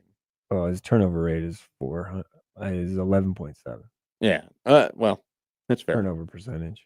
That's just because his assists aren't high enough. And Silas Demery's gonna have to play well too. Yeah. Like their guards are really gonna have to play well. It should be an entertaining game. I basically said everybody on UConn's gonna have to play well. Right. Yeah. Well, I'm taking Michigan -8. I just feel like So if it's there's 8, it's a push. If That's it's fine. 9, I win. That's fine. If it's 7, you win. It's fine. It's fair. Yeah. I don't know. Something tells me UConn is gonna give him a battle at least. But I mean, at this point, I have just egg all over my face of doubting UConn, so I just have to do it one more time. This would be their most impressive title. Oh, should no they win. question. Yeah. Like there's no doubt what they have done to get there, who they have beaten, everything else. This would be their most No question. impressive title, and it would cement Dan Hurley as unquestionably the best current college basketball coach, and then Correct. puts him in the legions of. I mean, are we talking like greatest in the modern era? Yeah, I mean he's for sure up there. This is There's what a 3 reason- titles in 4 years. Is that right? Yeah, there's a reason why the Lakers wanted to hire that guy. Yeah. I mean, well, that would have been. I don't think he fits in the NBA. No, I'm glad he's in he's college basketball. I so much understand that he's a better lot, there. and sometimes he's annoying, but I would much rather have a character like that in college basketball. UConn also lost to Creighton and Marquette, which is that's Yeah. why I didn't think that they would. and be St. in this John's was a spot. horrible matchup for them. Well, they did beat them by like 75 in that one Well, yeah, random game. but they also lost them twice. All right, let's take a break. We will get to Michael Bruntz, and we're going to talk some Nebraska baseball, whatever else he's got on his mind as well, on Happer and Schaefer on 1620 The Zone. Mhm.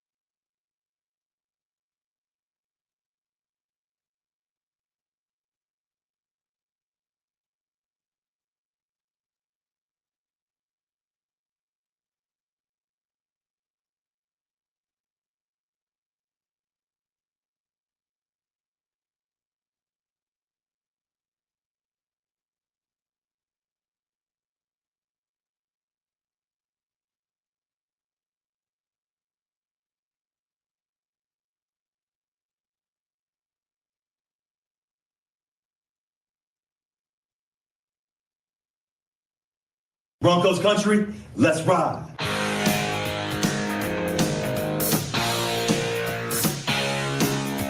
The Bronx is back in town. The Bronx is back in town. I said the Bronx is back in town. The Bronx is back in town. The Bronx is back in town. The Bronx is back in town. The Bronx is back in town. The Bronx is back in town. Michael Brooks, Husker 24/7 on Happer and Schaefer, 1620 The Zone. Welcome back here to Happer and Schaefer. A little late getting to Michael Bruntz. We offer him our apologies. I know that he had been sitting by the phone waiting for the call. Bruntz, we're sorry. We just got locked into this UConn-Michigan game. That's fair. That's fair. I got a coach tonight, so I got to make it back to Indianapolis. That's fair. No, it was fine.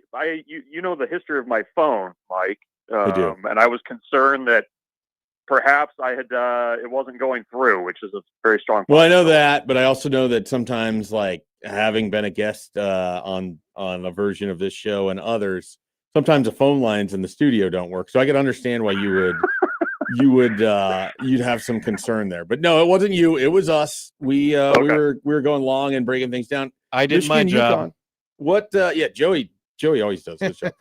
Michigan, UConn. What do you got tonight? I don't know.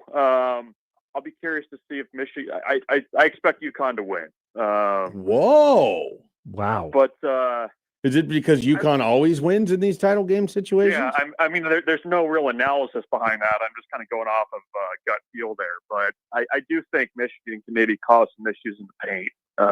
But I think I'll go with UConn in this one. Unfortunately, and the Big Ten's misery continues.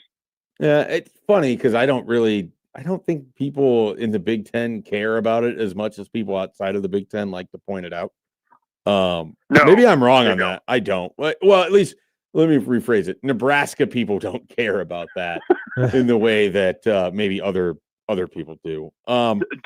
Do people in the Big Ten, do you think, do they actually care about conference rooting as much as like the SEC does? I don't think they do. Coaches do. The coaches do? Yeah, coaches. Do you think Hoiberg is going to be rooting for Dusty May today? I think he'd prefer them to win, yes. Why? I don't know. Okay. But that I do know that they very much so. We're talking about conference, look, our conference, we had this many Sweet 16 teams. And yeah. Don't forget, Husker fans got their beef with UConn fans since that Illinois game. Oh, the college basketball. Yeah. Yeah. Yeah. The online stuff is always weird in college basketball. I was surprised how much I learned this year, with Nebraska being good, how ridiculous the social media is. Bro, speaking of ridiculous, when's the last time you had a peep? A peep? It's been years. I don't like them. Never have liked them. Okay. Kids don't like them, which was a good development. Did you actually allow them to try it, or did you just determine that they didn't like them? No, they tried it. And then I explained, I was like, we could put this in the microwave and really, get this party going. And they didn't want to do that, and they didn't like the peeps. So I'm okay with that. All right. Well, what you do like is when Nebraska baseball keeps things interesting, and they had you probably wondering how things were going to play out on your message board on Saturday morning or Saturday early afternoon with the early deficit to Penn State. And then as Nebraska baseball seems to, they find ways to score. How many innings in a row was it until they retook the lead against Penn State in the opening game of the doubleheader? They're scoring like 5 straight innings. Yeah, they had to keep kind of chipping away. And that's probably that was the scariest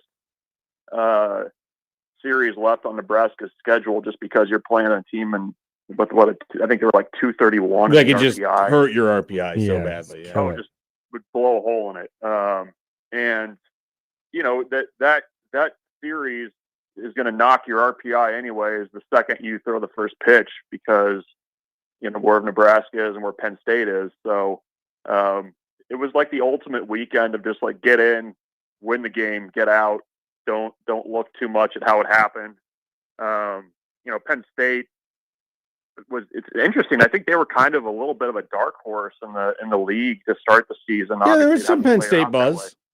There was a little buzz. And they could run into a few pitches. That's what they've done this year. They can hit some home runs, and they did that against Nebraska early on. And to Nebraska's credit, I mean, I think the difference this year has been, even if Nebraska falls behind a little bit, they have the offense to catch up. And even yesterday, I mean, the bottom of the lineup, 7, 8, 9. I think it was 6 for 11 with 6 RBIs. Like, I mean, you've got Rhett Stokes batting 9th in your lineup, and he's hitting over 400 on the year. That's not bad. So they've been able to kind of come back on teams, and the bullpen is a little bit of a work in progress still with who you can kind of trust to throw strikes. Jay-Sean Unger, obviously, very much in the trust tree right now. But beyond that, I mean, it's kind of been Tucker Timmerman, and then guys are just kind of outing to outing almost. I think that's probably the biggest concern going into the back half of the schedule here. I want to ask you about Carson Jassa here. He delivered a tremendous start in the second game of that doubleheader, 7 innings, 11 strikeouts. This is a guy that I think you were fairly high on coming into the year in terms of what he could be. We're talking 42 innings so far this season, 66 strikeouts. He's done at times. He's struggled with the command a little bit, but he's fine against Penn State with the 3 walks.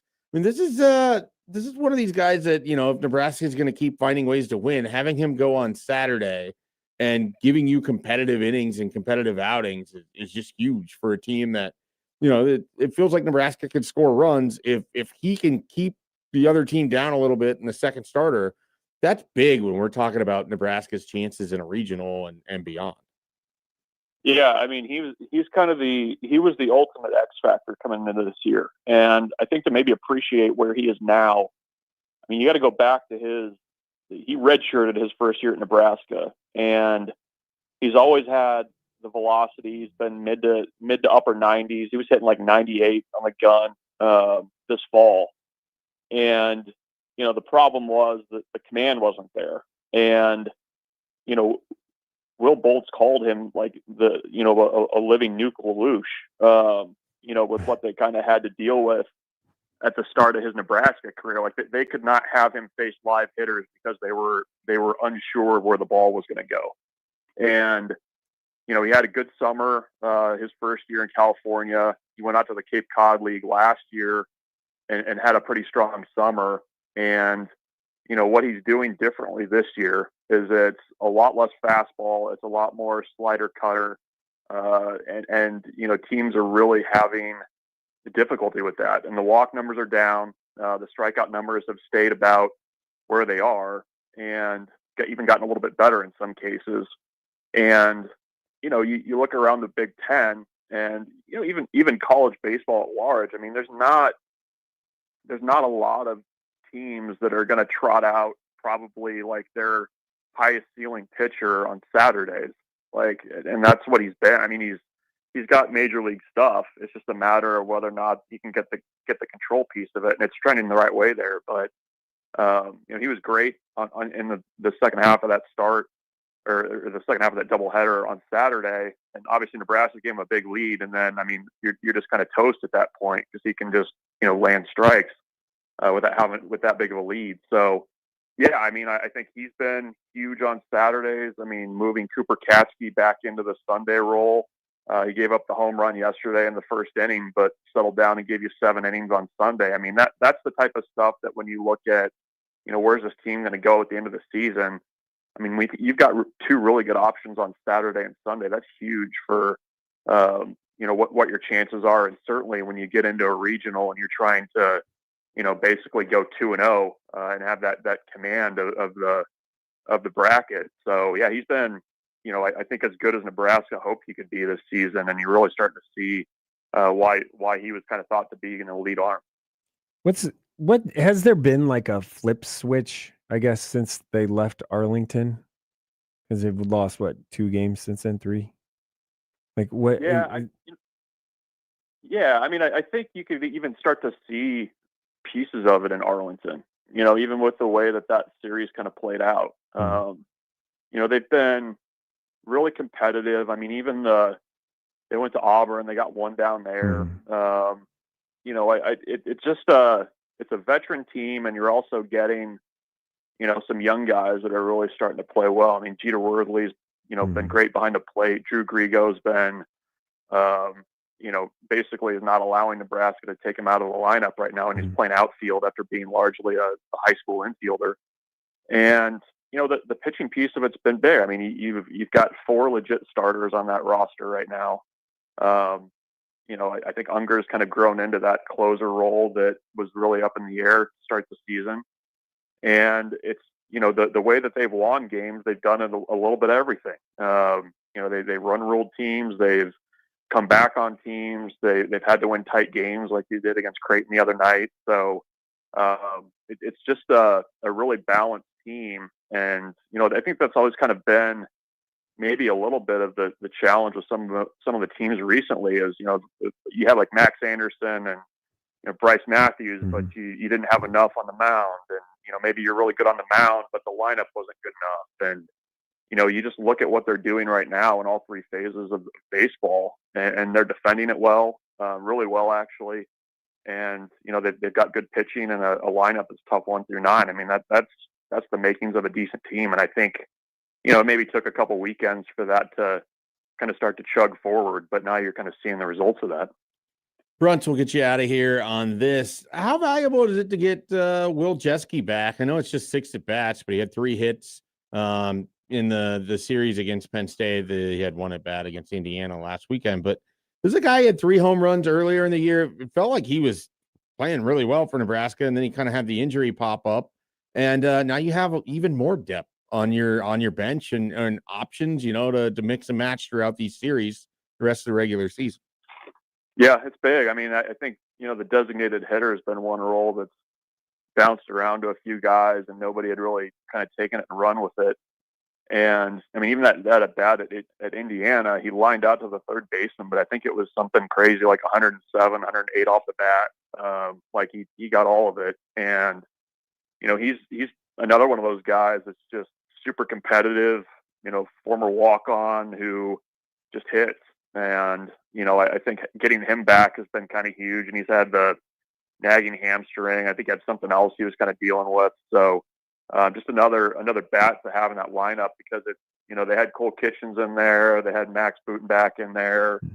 And I think Jeske just maybe gives them a little bit more consistency in that designated hitter spot. So, they've been really good 1 through 9 this year, and getting him back is just another option in that lineup.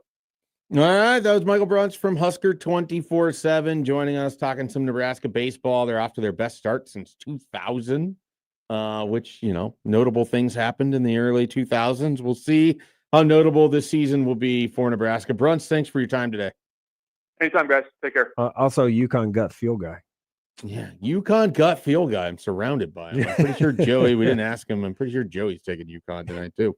Yeah, I got UConn tonight. I'm a Big East honk. I think with UConn, honking all over. I think with UConn's run to the championship game, they've been challenged by some of the prestigious basketball schools, UCLA, Michigan State, coming back down 19 against Duke.